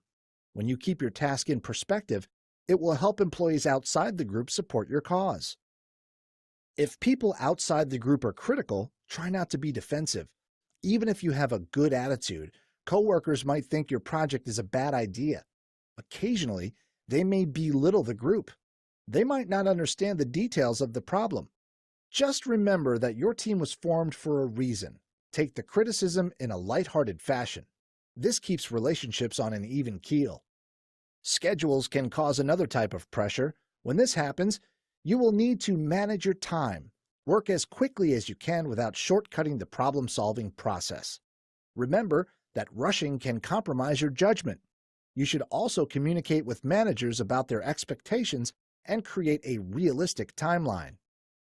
In general, many outside pressures seem smaller when you stay on task. This is true even in awkward situations. You should trust that your contributions matter even when you feel pushed to agree with someone or if you suspect there is a hidden agenda driving the group. Politely give your real opinion. Be prepared to accept a different decision than you want to hear, but stick with the problem-solving process.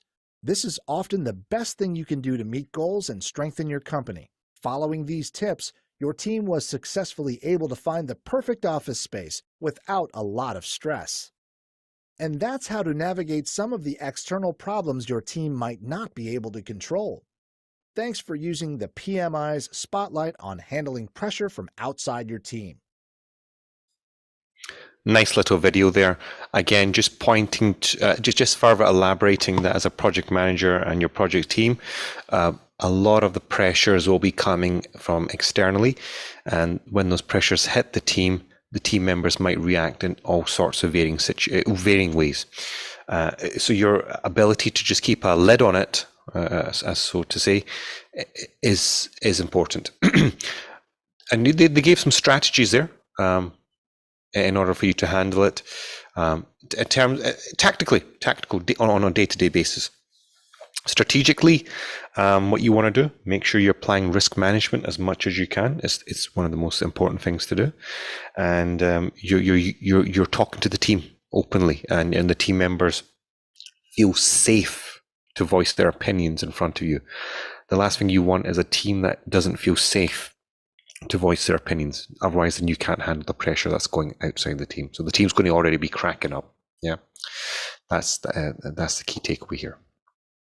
Any questions?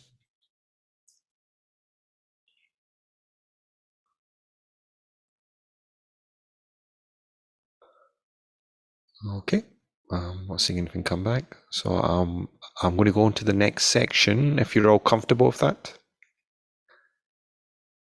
Yeah. Okay. So monitoring relevant stakeholders, the name can be quite deceptive here, but actually what we're just saying here is we're talking about coaching and mentoring. So this also applies going up the vertical and below the vertical as well. When it comes to coaching and mentoring people, we're really trying to help them improve. They're trying to improve their abilities, increase their knowledge. And this has to be done throughout the project. Project manager is encouraged to do as much as you can in this space. And this falls part of, this is part of your daily duties, really, coaching and mentoring. It's a big piece here, and really supporting the team to grow. But I like this next picture. Make time for mentoring and coaching. That's beautiful. I like that. Because in order for you to have time, you got to make time. Very nice. But that also means that you got to make time for that mentoring and coaching to happen in the first place. And mentoring and coaching can fall in all sorts of shapes and sizes. That could be individual, one-to-one basis, encouraging people to take the lead while you support them, you guide them, you allow them to practice things, and you correct them on the spot on what not to do, what to do. A good little transfer of skills, and it models good behaviors amongst the team. And it can also be shadowing someone on the job while they're performing a task, and allows them to really lead and get something similar to the one that was previously shown there. Job shadowing, very popular. I think this is where this is going with this. Yeah. Group coaching and mentoring, very popular. You can make a lot of money here by doing mentoring and group coaching. This is where the money is. But yeah, it's this project manager is encouraged to do this with his team, and your team breakout sessions, your team building activities are practically in the same category as this. And don't forget, facilitation is the key point here. It really comes back to that kind of agile way of working, that collaborative way of working, the cooperative way of working. So the team all want to contribute, and in order for that to happen, you got to facilitate. I like the last statement, when all contribute, all gain. So that leads us to the last section of today. Any questions on that?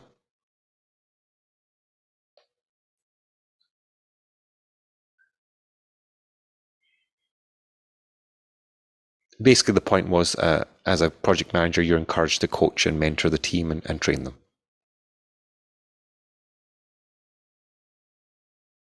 No? Okay, right. So we'll go into the last section, which is emotional intelligence, and nice little section to finish up on the day. But again, I really want to strive this out. Again, really just hone in on this for a minute. Look at how much focus there is on people. Almost the entirety of day 1 and day 4 is on people. What does this mean for the exam?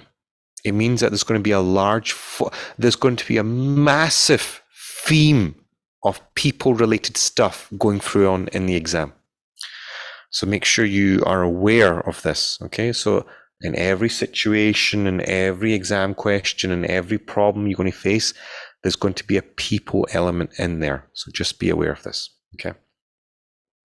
So emotional intelligence, it's quite a critical topic. And what this chapter is really saying here is that the project manager's ability to self-regulate their temper is critical. because you cannot be shouting at people if they've asked them the wrong thing. You got to control and self-regulate their temperament as much as you can. This requires social skills. This requires a lot of empathy.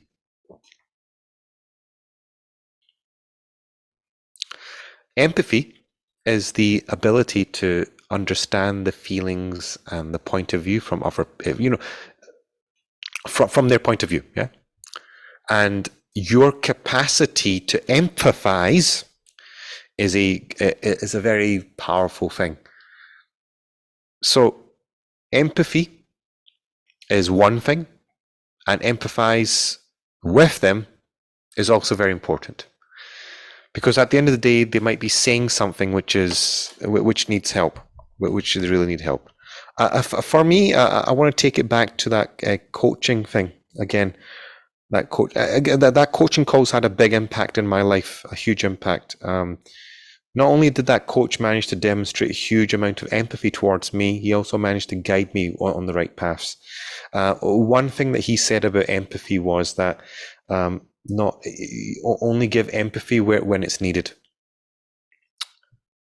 Only give empathy when needed, because some people need no empathy at all. Very interesting thing. Is something that I just want to point out, so you can think about that in your own time. So when it comes to empathy, let's look at some of the social skills that are involved here. Communication. I think we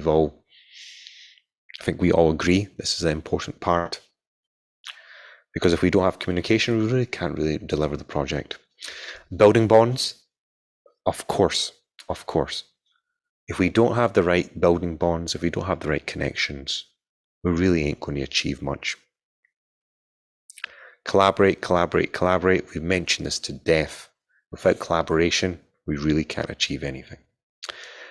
Change catalyst, we spoke about that earlier on, which is that projects deliver change, but we really need to advocate for that change in a smooth manner. I think that's the correct words to say it. Yes. Okay. Conflict management, critical. The more conflict management we have, the better we are at it, the smoother the things are. Influence rather than direct and manage. We want to be influencing as much as we can. And leading, got to be leading day in and day out. And our capabilities must get better and better. Because in order for us to get better, to be better project managers, we need to have good capabilities to really serve at the end of the day. And that's it. That's the end of the PMP. That's the end of day number 4. Critical thing to point out in that last chapter was, obviously we spoke about some of the social skills there of required for a project manager. But I think the key point is this. Sometimes you're asked something, sometimes you can lose your temper, sometimes you can, but give empathy when empathy is due, but self-regulate. I think that's the key thing that you want to write down here. As a project manager, you want to self-regulate yourself as much as you can, because you'll be put into many, many difficult situations, and your abilities to self-regulate can come up. Popular exam question over the years has been, a project manager has lost their temper on the team, and the team has suddenly became very quiet. And what should the project manager do? And you'll see some options what to do there. And obviously collaborate, problem solve. It's some good ones. I've seen some students mention this over the years, that this is a popular question that gets asked. So obviously they're pointing to the point of that. You should manage your temper, you should self-regulate yourself, master the social skills that you can see here, and you should be good to go. Okay, so that's it. That's the end of the PMP. And if you have any questions, we can start the question Q&A. If you'd like to log off and enjoy the rest of your evening, you can do also that. Also, you've got your WhatsApp chat there. I think you've created from that yesterday, so feel free to communicate on that. As soon as the video is rendered, I'll send it out to Saeed, and Saeed will forward it to yourselves. And also, you'll officially be, I'll give yourselves all marks for your attendance and for attending with the PMP, and you will get sent officially from the PMI your slides and all that other good stuff that you're going to get from the PMI and all the videos and all that good stuff. So stay on the lookout within your junk and your spam folder and your inbox today. You'll get that as well. And I'll put in a nice little comment from my side as well for all of you that you've attended. You've been a wonderful set of individuals and our future project managers as well. So I want to say a personal thank you to all of yourselves. I hope you have gotten something valuable from the course. I hope you found it accurate, straight to the point, and concise. And you've gotten, hopefully you've not fallen asleep through any of the, I know some of the topics can be dry, but I've tried to be concise, conceptual, and accurate as much as I can to make sure that you get all the important information, quickly, efficiently, and effectively. And hopefully you've gained some experiences, some important, as the classroom has shared their thoughts and opinions that that you can do going forward to the future for you to be successful. And that's it. So if you'd like to log off and say goodbye, you can log off. And if you have any Q&A, you can start the Q&A now. That's it. Okay.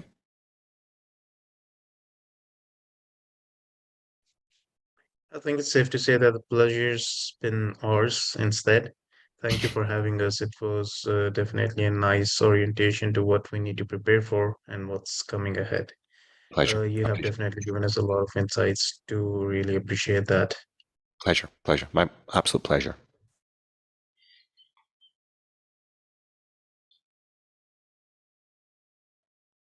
That's all from my side. Thank you. Thank you so much. And to my peers as well. Thank you so much. I'll be seeing the rest of you guys around, inshallah. Inshallah.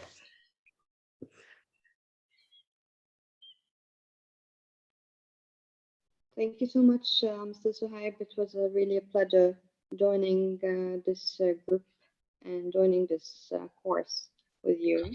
Thank you so much. It's been a wonderful journey with all of you. And thank you all the colleagues here. And Muhammad, please, I'll send you maybe on LinkedIn to send me the PowerPoint slides that we did in the activities together as well. Sure. Yeah, thank you all so much. Thank you. Pleasure.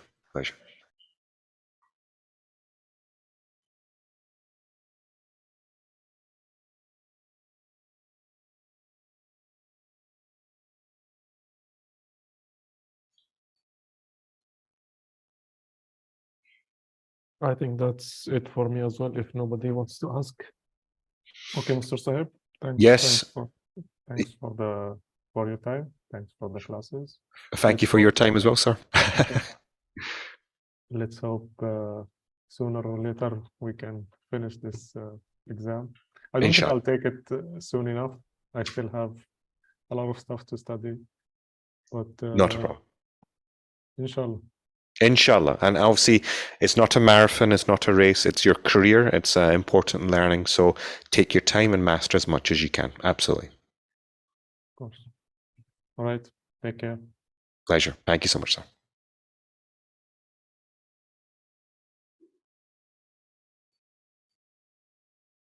So I think I can give the examination next week, maybe.